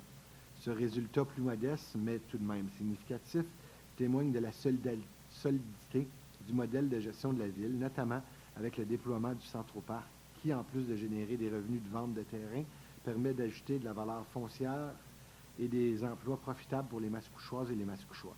Notons aussi une réduction des dépenses de près de 1 million de dollars en comparaison avec ce qui était initialement planifié. Rappelons également que lors de l'adoption du budget 2025, la hausse de taxes moyennes résidentielles a été maintenue à seulement 1,8 %. Une décision qui illustre notre engagement à offrir des services de qualité tout en préservant le portefeuille des citoyennes et des citoyens.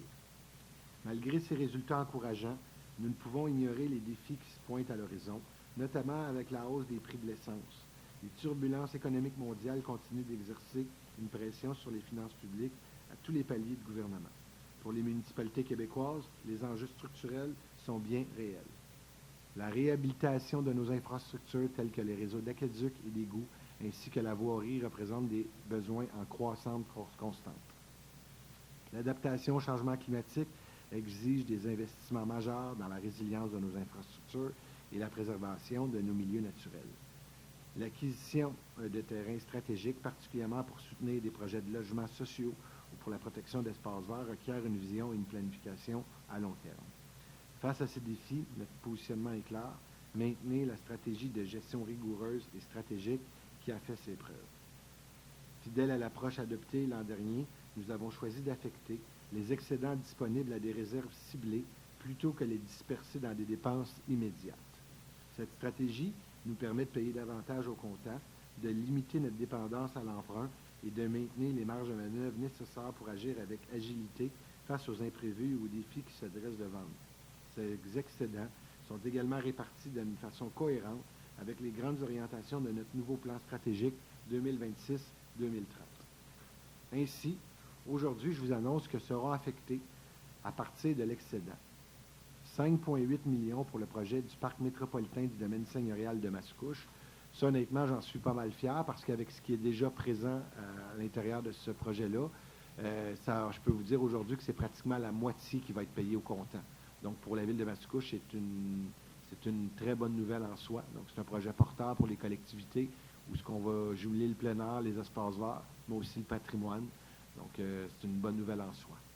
2 millions pour l'entretien de nos infrastructures, 1 million pour la résilience climatique et le reverdissement, 1 million pour la mobilité et la sécurisation aux abords des écoles et 600 000 pour l'acquisition de terrains stratégiques.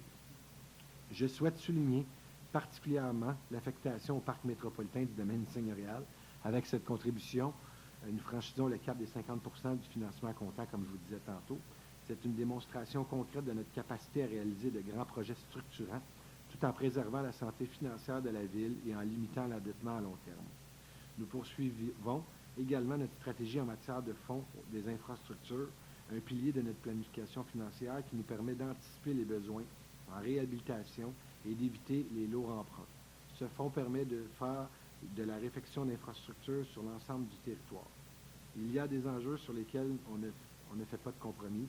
La sécurité de nos enfants en est un. Chaque matin, des centaines d'enfants se rendent à l'école à pied, à vélo ou en autobus. Notre responsabilité, c'est de faire en sorte que ce trajet soit de plus en plus sécuritaire possible.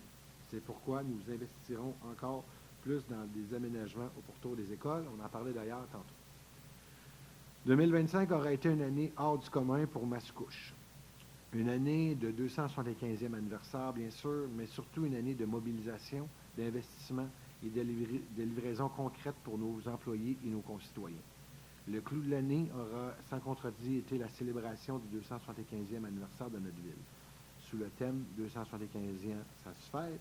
C'est toute une communauté qui s'est mobilisée pour marquer ce moment historique. Des dizaines de milliers de Mascouchoises et Mascouchois ont pris part aux événements tout au long de l'année, témoignant la vitalité et l'attachement de notre population à leur ville. Pas moins de 11 projets communautaires ont également été réalisés dans le cadre des festivités. Nos événements forts ont été un rendez-vous, que ce soit le Festival Chapeau, Grande Tribu, Octambule, Frisson, le Festival des Arts de Mascouche, ont de nouveau rassemblé des milliers de personnes. La fête nationale avec les 3 accords et le spectacle de clôture avec Salbarbe ont également contribué au grand succès de cette année mémorable. Mais une célébration digne de ce nom, ce ne sont pas que des événements. C'est aussi des legs durables. Le Conseil s'est engagé à souligner cet anniversaire d'une façon significative et pérenne, à la hauteur de nos moyens. Nous avons tenu parole avec 2 réalisations dont nous pouvons être fiers. D'abord, la campagne de l'arbre, avec près de 3500 arbres distribués gratuitement aux citoyennes et aux citoyens. C'est un investissement de 500 000 $ qui profitera à long terme à notre environnement et à notre milieu de vie pour les générations à venir. Chaque arbre planté est un symbole tangible que notre engagement envers une ville plus verte et plus résiliente. Ensuite, le parc métropolitain du domaine seigneurial, un projet d'envergure qui dépasse les frontières de la ville et qui incarnera pour longtemps l'ambition de notre communauté, un legs économique et environnemental dont nous pourrons être fiers pendant des générations. Au-delà des festivités, 2025 aura été aussi l'occasion de concrétiser plusieurs projets qui améliorent directement la qualité de vie au quotidien des citoyens. Qu'on parle du côté des parcs, l'inauguration du parc Bout-en-Train, qui est toujours plein d'ailleurs, mes amis, dans le secteur de la gare avec des jeux d'eau, le nouveau jeu d'eau au parc Chambéry, la cure de rajeunissement du terrain de baseball au parc Armand Nadeau, l'adoption d'une nouvelle politique culturelle et patrimoniale 2025-2035 est également venue ancrer notre vision d'une culture comme levier de la transition socio-écologique. Notons également la mise en chantier du projet Mission Unité Aînée, la maison d'Arly Pierre-Louis, qui bonifiera l'offre de 100 nouveaux logements sociaux pour aînés à faible revenu, et ce, dès cet été. La rigueur de notre gestion se manifeste aussi dans la continuité des investissements en infrastructure. En 2025, les travaux ont progressé sur plusieurs fronts. Poursuite des travaux sur le chemin des Anglais, dont l'achèvement est prévu d'ici la fin 2027. La réfection de la chaussée dans le domaine Guilbeault et une partie du chemin Saint-Philippe totalisant 4,9 km. La réfection du réseau d'aqueducs et d'égouts sur plusieurs rues. La planification de la bretelle de sortie de l'autoroute 640 vers l'avenue de l'Esplanade. D'ailleurs, s'il y en a qui sont passés devant dernièrement, vous avez vu, le déboisement est fait par le ministère. Donc, ça l'avance, ça l'avance. Une année électorale. 2025, c'était aussi une année d'élection municipale. Un beau grand rendez-vous pour la démocratie où les citoyennes et les citoyens ont eu la parole. On le sait en campagne électorale, la tentation est forte de promettre mer et monde. Nous avons plutôt choisi de maintenir le cap sur ce qui est moins sexy, mais combien nécessaire, remettre en état nos infrastructures. Les conduites d'eau, des égouts, des chaussées, ce n'est pas ce qui fait rêver, mais c'est ce qui fait fonctionner la ville à la base. Chaque dollar investi dans nos infrastructures, c'est un problème de moins pour les prochaines générations. On aurait pu pelleter par en avant, on ne l'a pas fait. Et c'est ça aussi dont on peut être fier aujourd'hui lorsque nous regardons 2025 dans le rétroviseur. C'est d'ailleurs un des principes au cadre du nouveau plan stratégique 2026-2030. Les infrastructures ne sont pas un luxe, elles sont le socle sur lequel repose la qualité de vie de chaque Mascouchoise et Mascouchois. C'est notre engagement le plus important envers vous. Je salue d'ailleurs le travail du présent Conseil qui garde le cap sur des choix budgétaires responsables. Ce rapport financier 2025 témoigne de la rigueur avec laquelle nous exerçons le mandat confié par les Mascouchoises et les Mascouchois, ainsi que notre engagement à bâtir une collectivité forte, résiliente et durable. Malgré les turbulences, nous avons choisi le plan de vol et gardé le cap pour améliorer la qualité de vie de nos concitoyens. Alors que Mascouche a célébré en grand son 275e anniversaire, nous poursuivons le travail afin de laisser un legs économique majeur pour les prochaines générations. Celui de finances publiques saines qui nous permettent d'avancer sereinement vers notre vision 2035, celle d'une ville cohérente, résiliente et à échelle humaine. En terminant, je tiens à remercier au nom du conseil municipal le travail et l'engagement de chacun de nos employés. Pour reprendre l'analogie du hockey, merci à celles et ceux qui donnent leur 110% et qui n'ont pas peur d'aller dans les bandes pour bien servir nos concitoyennes et nos concitoyens. Vous me permettrez de remercier plus particulièrement notre premier trio, la direction générale, Jasmin Savard, Johan Champagne et Philippe Despins. Merci beaucoup à la directrice du service des finances à la trésorerie, Luce Jacques et toute son équipe. Luce, c'est un peu comme notre gardienne de but. Elle ne laisse pas passer une dépense de trop. Madame Jacques, je vous cède maintenant la parole pour la présentation du rapport financier.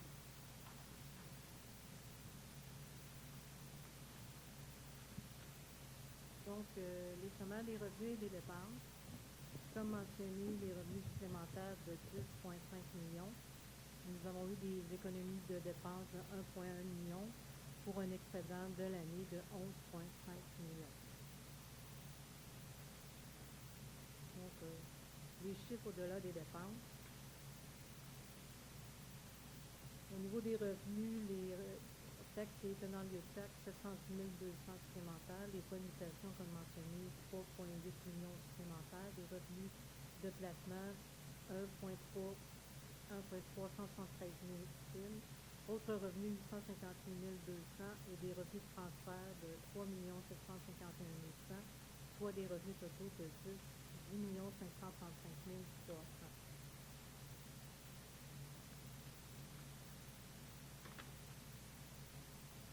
Les variations importantes au niveau des dépenses.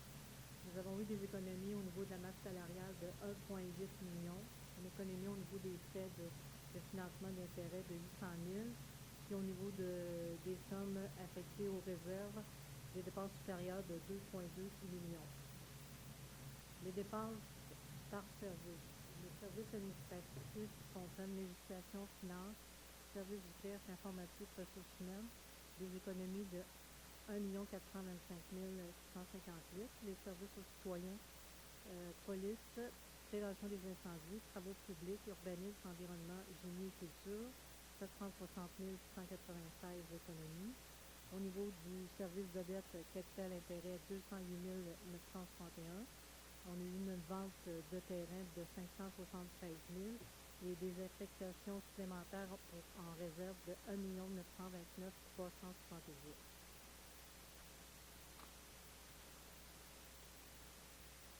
Comme mentionné, la stratégie au niveau de l'utilisation de l'excédent de l'année, 5,8 millions pour les projets spéciaux. Au niveau de la réserve pour la gestion des actifs, 2 millions. La résilience climatique, 1 million. Acquisition de terrain, 600 000. Mobilité active et sécurité aux apports des écoles, 1 million, pour un total de 10 millions, 400 000.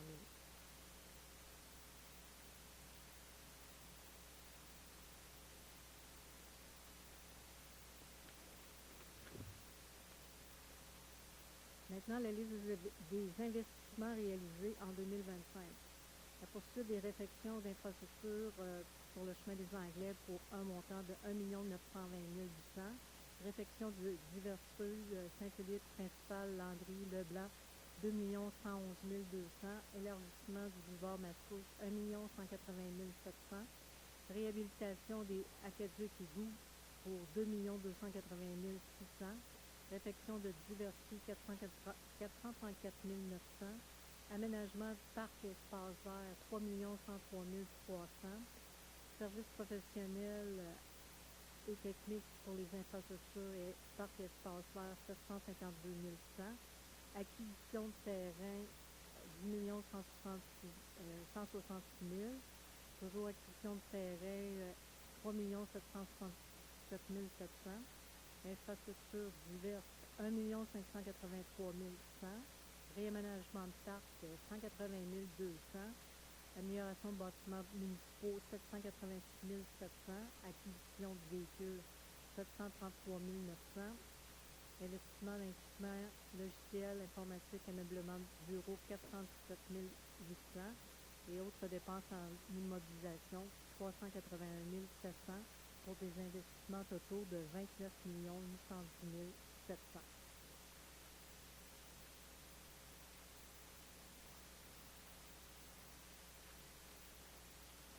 Maintenant, au niveau de la dette consolidée, la dette à l'ensemble de la municipalité était de 166 millions en 2025, comparativement à 159 millions en 2024, soit une augmentation de 6,7. Pour la partie de la municipalité, 10 millions, comparativement à 12 millions, une réduction de 2,4 millions. Le montant total de la dette à long terme de la ville s'élève à 176 millions, soit une augmentation de 4,3 millions comparativement à l'an dernier. À ces montants, nous avons des sommes non utilisées d'emprunt à long terme de 39 millions, une augmentation de 300 000 comparativement à l'année passée. L'endettement net à long terme de l'administration municipale, 137 millions, 4 millions de plus que l'an dernier. La contribution des quotes-parts dans les autres organismes, 42,3 millions, une augmentation de 500 000. Donc, l'endettement net total en long terme au 31 décembre 2025, 179 millions, soit une augmentation de 4,5 millions comparativement à l'année 2024. Je complète la présentation. Mot du mort, je ne relis pas ça, là. Bien, merci beaucoup, Mme Jacques. Merci beaucoup à votre équipe aussi, à Simon qui est avec nous. Merci beaucoup, M. Beauvais. Avec son beau veston, il est beau. Merci. À 8.2, il est proposé d'autoriser une affectation de 10,4 millions de l'excédent de fonctionnement non affecté réparti de la façon suivante. 600 000 pour financer en tout, en partie, l'acquisition de terrain essentiel à la réalisation du projet stratégique. 5,8 millions au fonds de projets spéciaux pour financer le projet non récurrent limité dans le temps. 2 millions pour soutenir l'élaboration du plan de gestion des actifs de la ville et financer les étapes de préparation du projet d'investissement programme triennal d'immobilisation. 1 million pour financer les investissements pour la mobilité active et la sécurité aux abords des écoles. 1 million pour financer la mise en place de mesures pour renforcer la résilience climatique et stimuler la plantation d'arbres. Et c'est proposé par Patricia Lebel. Appuyé par Marc-Claude Turcotte. Et c'est adopté à l'unanimité. C'est un peu ce que je vous parlais tantôt, qu'est-ce qu'on faisait avec les surplus. Au niveau de 9, environnement et gestion des actifs, il est proposé d'accepter l'offre de renonciation partielle à des servitudes de non-accès transmises par le ministre des Transports et de la Mobilité durable en date du 20 avril, référence 920684006 relativement au lot 5490508, 5490510 du Cadastre du Québec, en contrepartie d'une somme de 1 085 $, donc 1 185 $, plus les taxes applicables, TPS et TVQ payables à la signature de l'acte notarié, d'autoriser la Ville à établir sans contrepartie les servitudes de non-accès requises en faveur de l'autoroute 640 le long de la Nouvelle-Bretelle, l'intersection de l'avenue de l'Esplanade, conformément aux conditions et à l'offre et au plan de AAG 0017-2025-010 de mandater un notaire aux frais de la Ville afin de préparer et de recevoir l'acte notarié de renonciation partielle à des servitudes de non-accès et d'établissement des servitudes de non-accès requises, d'autoriser la greffière, l'assistant greffier à signer pour au nom de la Ville l'offre de renonciation de l'acte notarié et tout autre document afférent pour donner plein effet aux présentes. Proposé par Claudia Lafont-Saint-Arnaud. Appuyé Éric Ladouceur. C'est adopté à l'unanimité. Donc, ce soir, c'est une entente pour la levée de servitude du MNTQ en lien avec les travaux de la bretelle de la 640. Donc, c'est une nouvelle étape de franchie vers la réalisation de ce projet. Là, il nous en reste pas bien des étapes. Là, on nous dit qu'on est pas mal très proche. Là. J'ai hâte de voir, ça s'en vient. 9.2, il est proposé d'approuver les avenants 1 à 3 et la dépense supplémentaire de 77 851,87, toutes taxes comprises, dans le cadre du contrat du G91-52-46-29 Québec Inc., en vertu de la résolution 250-825-10 pour les services professionnels de laboratoire pour les études géotechniques et environnementales sur les diverses rues, d'autoriser une affectation de la réserve des infrastructures de la voirie pour un montant de 71 090 $. Proposé par Patricia Lebel. Appuyé par Pierre Filton. C'est adopté à l'unanimité, donc ça, c'est en raison d'analyses supplémentaires effectuées. 9.3, Mme Turcotte, voulez-vous donner l'avis de motion, s'il vous plaît? Bien sûr, Monsieur le maire. Alors, moi, Marc-Claude Turcotte, donne avis de motion et dépose le projet de règlement numéro 1262-1, modifiant le règlement numéro 1262, ordonnant des travaux de réfection d'infrastructures municipales sur le chemin Sainte-Marie et la rue Le Gardeur et autres services connexes, ainsi que les services professionnels et techniques y afférents, et décrétant à ces fins une dépense et un emprunt d'excédant pas 5 159 000 $ pour adoption à une prochaine séance ordinaire ou extraordinaire. Merci beaucoup. J'aime ça quand vous dites des avis de motion, vous comprenez, des fois je me trompe dans des chiffres. Hein? On en a pas mal de chiffres, c'est bon. Merci beaucoup. 9.4, il est proposé d'adjuger le contrat MAS 2026-015 pour des travaux de réfection du sentier polyvalent et de la chaussée de la Montée-Masson, ainsi de la chaussée de l'avenue de l'Esplanade, entre la rue de Versailles et le bas de la côte, à la Montée-Masson, au plus bas soumissionnaire conforme, soit Pavage Multipro Inc., au montant de 6 316 191 $, toutes taxes incluses, et selon les conditions de sa soumission du 16 avril 2026, d'en imputer la charge au règlement d'emprunt 1364. Proposé par Bertrand Lefebvre. Appuyé Claudia Lafont-Saint-Arnaud. Et c'est adopté à l'unanimité. Donc, il y a eu 4 soumissionnaires. Le contrat a été donné à 3 300 000. J'arrondis, là, vous me permettrez, ça fait bien des chiffres à soir. Le contrat a été donné à 3 316 000. Il y a eu 4 soumissionnaires. La plus haute était à 7 527 000. Les travaux cet été, donc, c'est le pavage de la Montée-Masson, du boulevard Mascouche jusqu'à Terrebonne, donc jusqu'en dessus du viaduc de la 640. Il y a bien des gens qui me disent en dessous du viaduc, c'est plein de nids de poules. C'est pas à la ville, c'est à la ville de Terrebonne, je tiens à le spécifier, incluant l'amélioration de la sécurité de la piste polyvalente.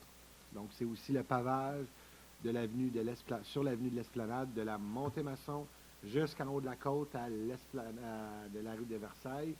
C'est une partie des travaux sera réalisée de nuit pour limiter les impacts sur la circulation, mais aussi pour limiter le plus possible les impacts sur nos entreprises. D'ailleurs, j'en vois parmi dans la salle, dont les BESIC qui sont là. Donc, merci beaucoup de votre collaboration durant ces travaux. C'est pas jamais le fun quand on a des travaux chez nous, mais ça fait partie de la réalité québécoise. On a juste 6 mois par année qu'on peut faire des travaux. 9.5, il est proposé de conclure des ententes de collaboration d'une durée d'1 an avec l'Institut national de la recherche scientifique et la Polytechnique Montréal, afin de retenir les services de Mme Geneviève Bordelot et de Mme Françoise Bichaille à titre de conseillère scientifique en chef pour appuyer la Ville dans les analyses, sa planification et sa prise de décision relativement à la protection de la ressource en eau, à la qualité de l'eau, à la gestion intégrée des eaux et à l'adaptation au changement climatique, d'autoriser la chef de division environnement et des matières résiduelles ou le directeur général adjoint à signer pour le nom de la Ville ces ententes de collaboration sans compensation financière et tout autre document nécessaire à la mise en œuvre de la présente résolution, l'accompagnement offert s'inscrivant à l'occasion de la contribution des professeurs à la collectivité. Proposé par Pierre Filton. Appuyé par René Chartier. C'est adopté à l'unanimité, donc c'est un accompagnement de 2 scientifiques experts en gestion de l'eau. C'est un mandat d'1 an. Au niveau de la technologie de l'information, à 10.1, il est proposé d'exercer la deuxième option de renouvellement pour l'année 2026, prévue au contrat MAS de 2021-2357, octroyé au système Cybercar Inc. pour le service de support technique relié à les équipements d'urgence et de systèmes véhiculaires pour un montant de 20 680 $, toutes taxes incluses. Proposé Lise Gagnon. Appuyé Patricia Lebel. C'est adopté à l'unanimité. Il est proposé à 11 au niveau du service de police, à 11.1, de retirer les signalisations actuellement en place dans le de stationnement interdit sur le côté ouest de l'avenue de la Gare, entre la bretelle d'accès de l'autoroute 25 et l'entrée Chartière située au nord de la rue, au nord du 1421 avenue de la Gare, d'adopter des signalisations de stationnement interdit en tout temps, d'arrêt interdit en tout temps, excepté par autobus, et d'arrêt interdit en tout temps sur le côté ouest de l'avenue de la Gare, entre la bretelle d'accès de la 25 et l'entrée Chartière située au 1421 avenue de la Gare, aux endroits prévus au plan de signalisation joint à la présente résolution pour en faire partie intégrante, d'autoriser le service des travaux publics bâtiment parc sponsor à procéder au retrait de l'installation des panneaux de signalisation requis en conformité avec la présence de plans de signalisation joint à la présente résolution. Proposé par René Chartier. Et appuyé par Bertrand Lefebvre. C'est adopté à l'unanimité. Donc, l'objectif, c'est le retrait. Vous le voyez ici, on enlève une coupe de stationnement interdit entre la bretelle. Ça va donner un peu plus de stationnement sur rue pour les gens qui demeurent au pourtour. Niveau 12, prévention des incendies. Il est proposé d'adopter le rapport final d'activité 2025 de la mise en œuvre du schéma de couverture de risque de la MRC Les Moulins. Proposé par Bertrand Lefebvre. Appuyé par René Chartier. Et c'est adopté à l'unanimité. Travaux publics, bâtiments, parcs et espaces verts à 13.1. Il est proposé d'octroyer le contrat MS 2026-021 relatif à la fourniture à la livraison de pierres concassées et de pierres abrasives pour les années 2026 et 2027 aux seuls soumissionnaires conformes, soit Beauval Inc. pour un montant de 446 300 $, toutes taxes comprises, sur la base de sa soumission déposée du document d'appel d'offres. Proposé Lise Gagnon. Appuyé Pierre Novremont. C'est adopté à l'unanimité. Juste savoir, je ne sais pas, messieurs les directeurs généraux, ça a-t-il déjà été évalué d'aller avec l'UMQ pour cet achat de ces pierres-là? Je ne sais pas si ça l'a déjà été. Enfin, si vous pouvez vérifier, je vais être certain d'aller chercher le meilleur prix possible, peut-être l'année prochaine. 14, ressources humaines, 14.1, il est proposé de prendre acte des informations transmises, d'approuver le rapport de la directrice du service des ressources humaines daté du 21 avril 2026 et les recommandations et contenus liés à des embauches et nominations, l'embauche de surveillants et de parcs et une démission. Proposé Patricia Lebel. Appuyé par Pierre Filton. C'est adopté à l'unanimité. Ceux qui ont démissionné, on vous souhaite une bonne continuité dans votre travail, dans votre future embauche. Pour les embauches, on souhaite la bienvenue à Mathis Vanas, étudiante en arboriculture, Camilia Kamal Dubois, étudiante en urbanisme, Jessica Jalbert, col blanc surnuméraire, et on souhaite la bienvenue à nos 35 surveillants de parc pour l'été 2026. On fait beaucoup de jeunes dans nos parcs pour cet été. Bienvenue. 14.2, il est proposé d'approuver le contrat de travail à intervenir entre la Ville de Mascouche et M. Gérald Saint-Amour à titre de contre-maître bâtiment au service des travaux publics, bâtiment parc espace vert, compté dû vers le 12 mai 2026. D'autoriser le directeur général et la directrice des services humains à signer le contrat pour le nom de la Ville. Proposé par Marc-Claude Turcotte. Appuyé Pierre Novremont. Et c'est adopté à l'unanimité. Au niveau des communications et relations avec les citoyens, il n'y a aucun point. Au niveau de la culture, loisirs et vie communautaire, il est proposé d'autoriser le service de la culture, des loisirs et de la vie communautaire à procéder à l'adhésion de la Ville de Mascouche à l'Association régionale de loisirs pour personnes handicapées de la Naudière pour l'année 2026-27 au coût de 250 $. Proposé Annie Mailloux. Appuyé par Patricia Lebel. C'est adopté à l'unanimité. Il est proposé d'approuver la mise en œuvre du programme d'accessibilité aux loisirs et d'autoriser le directeur général adjoint à signer le protocole d'entente avec GEM Massité pour la session d'automne 2026 et les années 2027, 28, 29 relativement à la gestion du programme. D'autoriser le service des finances à verser la contribution prévue au protocole d'entente selon les modalités suivantes. Première édition, 5 500, 2027, 16 500, 2028, 16 500, 2029, 16 500. Proposé Éric Ladouceur. Appuyé Pierre Novremont. Et c'est adopté à l'unanimité pour ceux qui connaissaient la fondation Patrick Baudry. Donc, elle a été fermée. Donc, ça ici, l'objectif, c'est de venir en aide à des jeunes qui, des fois, voudraient faire soit des cours en art, des cours de théâtre, des cours de sport. Puis, des fois, ils n'ont pas nécessairement les fonds requis. Donc, il y a toute une organisation qui est en arrière de ça, mais des fois, c'est pour permettre à payer justement à des gens un peu moins fortunés, des jeunes qui veulent pratiquer le sport. Donc, ça va ouvrir l'accès aux activités sportives, culturelles et de loisirs pour les jeunes issus de familles à faible revenu. On rembourse les frais d'inscription jusqu'à concurrence de 300 $. Et c'est l'organisme J'aime la Cité qui en assure la gestion. On les remercie d'ailleurs. Monsieur le maire, j'aimerais me retirer pour le prochain point. Parfait, parce que vous travaillez au centre scolaire. C'est de votre prévoir. Fait que Mme Lagracière prend en note qu'il n'a pas participé non plus lors des discussions. Et il n'est pas là lors du vote. Donc, il se retire pour ce point. Il est proposé à 16.3 d'autoriser la directrice du service de la culture, des loisirs et de la vie communautaire à signer l'entente autorisant et d'échange renseignements personnels avec le centre de service scolaire des affluents. Proposé Patricia Lebel. Appuyé Annie Mailloux. C'est adopté à la majorité. 16.4, il est proposé d'autoriser la directrice du service de la culture, des loisirs et de la vie communautaire à conclure l'entente avec le CRE Lanaudière pour la réalisation du projet prévoyant une dépense maximale de 6 000 $, d'autoriser la réalisation du projet sur le terrain situé sur le deuxième stationnement du Parc Optimiste, d'autoriser la directrice du service de la culture, des loisirs et de la vie communautaire à approuver le plan d'aménagement de verdissement proposé par le CRE Lanaudière suite aux ateliers consultatifs. Proposé Patricia Lebel. Et c'est appuyé avec grand plaisir par Annie Mailloux. Voulez-vous expliquer ça va être quoi, Mme Mailloux, vu que c'est dans votre quartier? Ce n'est plus mon quartier, c'est Ça le va quartier à Marie-Claude. Ah, ben Marie-Claude, correct, excusez, on est passé de 8 à 10. Vas-y, Annie, tu as travaillé dessus. OK, mais parfait. Mais en fait, Sous les pavés, c'est un projet qui part de la collectivité pour venir déminéraliser, donc enlever de l'asphalte là, à des endroits où il y a beaucoup d'îlots de chaleur. Donc, c'est un projet qui va être fait avec le CREEL, donc c'est le Comité régional d'environnement de la Naudière. On a choisi cet endroit-là qui est un endroit qui est quand même rassembleur parce qu'il est proche de certains organismes, notamment par enfants, la Maison des jeunes, mais aussi le Club Optimiste. C'est aussi un beau parcours là, de passage pour les jeunes, un style de corridor scolaire. C'est un lieu qui avait vraiment besoin d'être mis en valeur, qui était laissé, abandonné à lui-même. Donc, c'est pour venir là, lui redonner du souffle. Ça va être un projet aussi qui va être fait avec la collectivité. Donc, c'est vraiment super important de miser là-dessus avec les citoyens du quartier, mais les organismes aussi, puis nos institutions. Voilà. Merci. Puis j'ai une pensée pour un citoyen. D'ailleurs, on pourrait l'appeler ensemble dans ton quartier sur la rue. M. Jacques Landry. Jacques Landry sur la rue Verlaine. Il a travaillé fort pour travailler dans ce stationnement-là. Je l'ai vu encore prendre l'arrêt d'autobus, mais je suis peut-être un peu plus âgé, mais on ira le voir pour lui annoncer la bonne nouvelle ensemble. Marc-Claude va être vraiment content, M. Landry. Donc, point 16.5, il est proposé d'autoriser la conclusion du protocole d'entente à intervenir entre la Ville de Mascouche et parents-enfants de Mascouche pour la période du 21 mars 2026 au 20 mars 2027 et d'autoriser la directrice du service de la culture, des loisirs et de la vie communautaire à signer le dit protocole, d'octroyer une contribution financière d'un total de 12 000 $ à l'organisme selon les modalités et les termes spécifiques au dit protocole. Proposé Annie Mailloux. Appuyé par Patricia Lebel. C'est adopté à l'unanimité.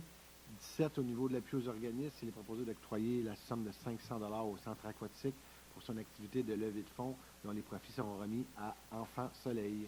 Proposé Pierre Novremont. Appuyé Éric Ladouceur. C'est adopté à l'unanimité. J'ai même entendu dire que Pierre et Éric vont aller sauter du tremplin pour cette journée importante. Pierre n'aura pas trop les cheveux mouillés, ça va être bon. 17.2, il est proposé d'octroyer la somme de 150 $ au Club Lyon International. Proposé Annie Mailloux. Appuyé Patricia Lebel. Et c'est adopté à l'unanimité. 17.3, il est proposé d'octroyer 16 bourses de l'engagement Ville de Mascouche de 100 $ chacune pour un montant de 1 600 $ de la manière suivante. Une bourse à chacune des écoles primaires suivantes. École aux Quatre Vents, École de la Seigneurie, École La Source, École des Hauts-Bois, École Salé-Levant, École La Menée, École Le Rucher, École Pinewood, École des Sommets, École Sainte-Margaret. 2 bourses pour chacune des écoles secondaires suivantes. École Le Coteau, École Le Prélude. Pourquoi 2 bourses? Parce qu'eux autres, il y a un gala des Méritas. Donc, on en donne aussi un au gala des Méritas, mais aussi un au finissant. Et une bourse à l'école de l'Envolée.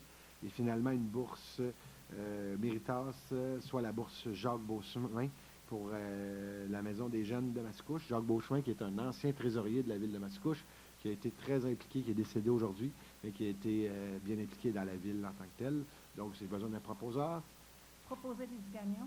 Appuyé Claudia Laponce-Saint-Arnaud. Et c'est adopté à l'unanimité.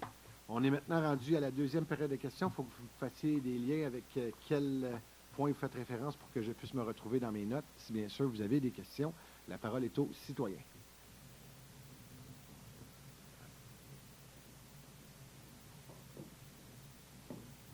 Bonsoir, Manon Dufour. C'est en lien avec le dépôt du rapport. Oui, allez-y. Si je ne suis pas capable d'y répondre aujourd'hui, on va vous répondre avec plaisir. Il n'y a pas de problème. En fait, on a aussi un lien avec la campagne électorale. Je veux juste vous dire où j'ai pris mes chiffres là, pour être sûr que. Il y a des chiffres qui ont revolé. Je ne les ai pas pris dans les nuages. Là. J'ai pris j'ai mes monsieur chiffres. le directeur général aussi qui va essayer de vous suivre. Ah, monsieur le directeur général, je croyais qu'il n'était pas comptable du tout la dernière fois, c'est ce que j'ai compris. Vous allez suivre quand même? Ah ouais, Okay. D'accord. Bon, je les ai pris dans un rapport qui s'appelle Endettement total net des années 2020 à ce qui est disponible jusqu'à 2024. J'ai regardé la dette. Évidemment, ce rapport-là, qui est le S25, qui est l'endettement total net, mais on voit que c'est juste la dette de la Ville qui est à la charge des citoyens. On enlève ce qui est à la charge de Québec, parce que parfois les villes empruntent pour le gouvernement du Québec. On enlève ce qui a... on rajoute ce qui n'a pas été emprunté, qui aurait dû l'être. Puis quand on finance le gouvernement du Québec, je ne sais pas si c'est inclus. Parce qu'il y a des financements des fois qu'on reçoit, mais qu'on finance le gouvernement. C'est ça, c'est les subventions sur la dette, ça j'enlève ça, parce qu'étant donné que dans le fond, ça part d'une poche, ça part dans l'autre. C'est parce que le gouvernement ne voulait pas ces dettes-là dans leur livre. Là, on sait toute la polémique qu'il y a eu autour de ça. C'est parce qu'ils ne voulaient pas entacher leur code de crédit à l'époque. C'était ça. Non, mais parce qu'on a vu leur code de crédit, c'était quoi aujourd'hui? Fait qu'une chance qu'ils n'ont pas ça en plus. Allez-y, je vous écoute. Là, je me ferme la trappe. Allez-y. Ça a été contesté parce que le gouvernement du Québec disait c'est pas ma dette, c'est la dette des villes. Mais au point de vue comptable, on a fait comme non, c'est votre dette. Vous êtes obligé de la payer puisque les villes ne se seraient pas endettées. Donc, il a été plusieurs années où il y avait une polémique là-dessus, mais ça a été tranché. Puis le gouvernement du Québec est obligé de reconnaître le débiteur qui est envers les villes. Puis nous, les villes, vous avez le droit de mettre le fait que vous avez un débiteur, vous avez vous autres, il y a un créditeur, puis bon, nous autres, les villes ont un débiteur, excusez, j'ai rajouté nous autres, des formations professionnelles, j'ai travaillé beaucoup dans le service de la dette. J'ai pris ces chiffres-là qui sont disponibles en ligne sur le Mamache, puis de 2020 à 2025, la dette de la ville de Mascouche a quand même augmenté de 32 %, celle qui était à la charge des citoyens. Si je prends le remboursement de la dette qui est disponible dans les rapports financiers dans les prochaines années, puis je prends le PTI à la charge des citoyens, dans les 3 prochaines années, ça va augmenter aussi de 25 %. Donc, depuis 8 ans, la dette de la ville va avoir augmenté de 70 %.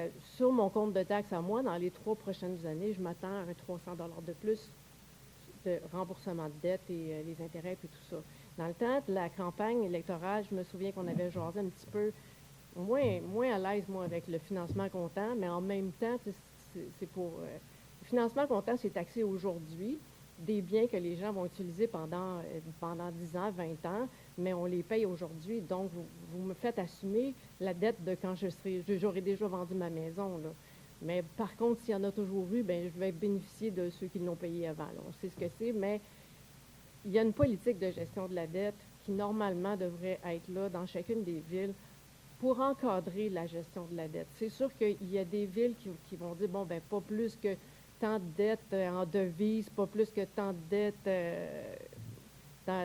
avec des taux variables, mais il faut vraiment savoir qu'est-ce que vous voulez payer comptant, où est-ce qu'on va avec les infrastructures. Vous avez été élu pour faire des projets, vous êtes en train de les faire, c'est une ville hyper dynamique, mais cette politique-là, ce serait le fun, vous avez dit que vous n'étiez pas contre, ce serait le fun qu'elle voit le jour. Puis aussi, je voulais en mentionner, mais bravo pour la participation avec le CREL. Le CREL, c'est le Conseil régional d'environnement de la Naudière. J'étais de ceux qui l'ont parti. J'ai été présidente de ça au début, puis les maires nous traitaient d'illuminés puis de pelleteux de nuages. Aujourd'hui, ça me fait vraiment chaud au cœur de voir que Next Generation, vous êtes impliqués pour l'environnement. C'est vraiment bien. Merci beaucoup pour ça, pour le deuxième. Jasmin, je te regarde parce que de mémoire, quand on a parlé du budget, tu voulais nous amener, puis je pense qu'on s'en va tranquillement, pas vite, avec cette politique, elle s'en vient sur... je peux te laisser la parole, là, mais il nous en a parlé de la politique. Effectivement, à chaque année, avec le Conseil, on établit un cadre financier pour les 5 prochaines années. Donc, on refait les calculs à savoir quels sont les investissements qu'on prévoit pour les 5 prochaines années. quel est le taux de taxe qu'on veut maintenir, etc., etc. Donc, on n'a pas de politique formelle encore de gestion de la dette, mais on se fixe avec le Conseil des paramètres à chaque année à ne pas dépasser. Parce que sur 5 ans, on veut effectivement contrôler le coût de la dette puis le poids dans notre budget. En termes de financement comptant, vous l'avez vu avec les excédents, c'est depuis quelques années, on se donne des marges de manœuvre pour être capable de faire un peu de paiement comptant.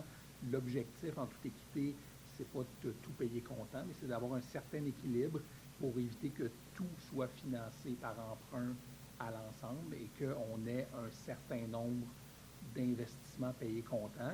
Parce qu'à l'inverse de ça, c'est quand on ne fait pas des travaux, bien, en même temps, c'est une économie pour la génération de maintenant qui va devoir être payée plus tard. Donc, dans l'équité, je comprends c'est un tout débat, ça. Là. un Je débat comprends infini, tout aussi. mais Vous créez des réserves. Ces réserves-là sont pour payer comptant. Fait que vous faites taxer aujourd'hui pour pas juste dans les surplus. Mais là. actuellement, on est largement en bas de 10 de nos plans d'investissement là, qui sont en payé comptant là, actuellement. Donc, il n'y a pas l'intention de dépasser ça beaucoup, mais c'est au moins d'avoir une marge de manœuvre pour être capable d'investir dans des projets rapidement avec une certaine équité. Donc, le service de la dette, lui, on l'évalue sur les 5 prochaines années en faisant des hypothèses de taux de croissance, de taux d'intérêt. Donc, on reste dans des seuils raisonnables. Puis on se compare évidemment avec d'autres villes aussi là, en termes de capacité d'emprunt. Donc, l'objectif étant qu'il n'y ait pas de surprise, puis il n'y a pas d'augmentation importante, par exemple, en une année du service de dette. Donc, on a une projection qui est sur plusieurs années, justement pour éviter les chocs d'emprunt, en prévoyant aussi les gros projets d'investissement qui s'en viennent.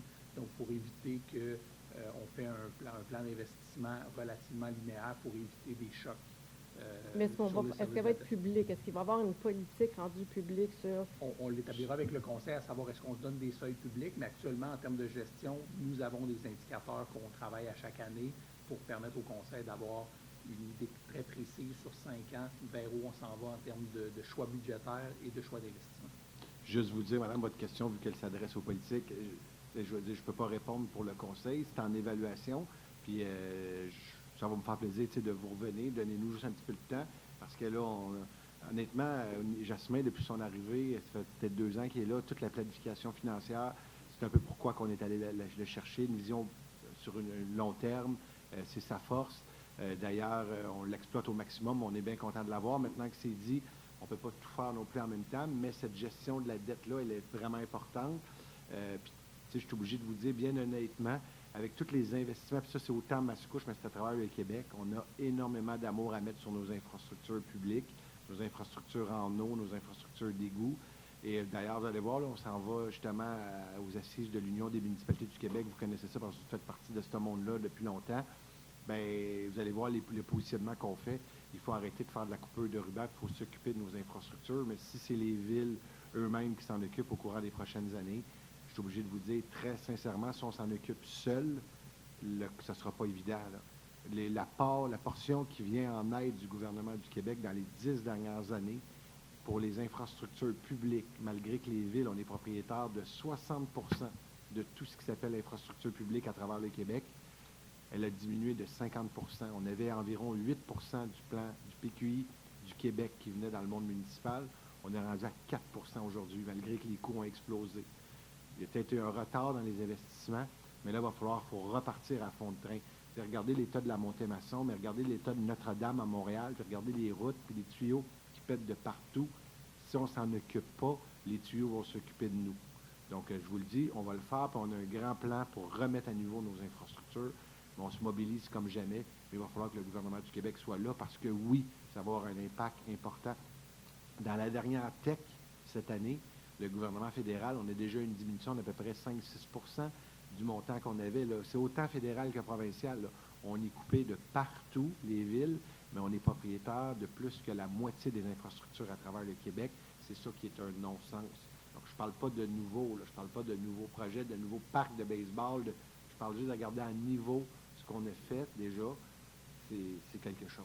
Fait que c'est un combat qu'on fait ensemble, mais votre question sur la politique, sur l'endettement, soyez assurés que ça va être évalué, puis ça n'est pas tombé dans l'oreille d'un sourd. Je me souviens de vous avoir répondu aussi par les réseaux sociaux. Maintenant, je veux que le conseil, ça a des impacts à avoir une politique, puis, mais il faut l'évaluer, mais on va l'évaluer avec plaisir. Je suis prêt à prendre le prochain intervenant. Merci. Merci. On va rajouter ça dans nos discussions dans le prochain budget, les amis. Bien, bonjour. J'avais des questions juste de précision sur des choses dont vous avez parlé. Oui. Je les pose les deux en même temps, vous pourrez répondre Oui. une après l'autre. D'abord, par rapport au projet du domaine seigneurial, on a beaucoup entendu parler dans les dernières années. Je ne sais pas si ça a été présenté concrètement, mais ce 5,8 millions-là, qu'est-ce que ça va donner? Est-ce que c'est des appels de projet? Est-ce qu'on repart au complet avec table rase ou c'est des choses qui ont déjà été faites? Donc, peut-être juste préciser. Puis l'autre chose, vous avez parlé des conseillères scientifiques là, par rapport à l'eau. Qu'est-ce qu'elles vont venir faire exactement? Est-ce que vous avez besoin de citoyens justement pour vous accompagner dans ce projet-là? Peut-être pas vous accompagner, mais plutôt est-ce que vous avez besoin d'aide pour répondre à des sondages, des choses comme ça? Donc, peut-être nous donner une plus grande précision par rapport à ces Je vais projets-là. répondre à la première question, puis la deuxième, je vais laisser la parole à notre, vu que c'est très technique, là, je veux dire, moi, je me considère vraiment loin d'un scientifique parfait. D'ailleurs, tantôt, j'avais posé des questions scientifiques à mes collègues.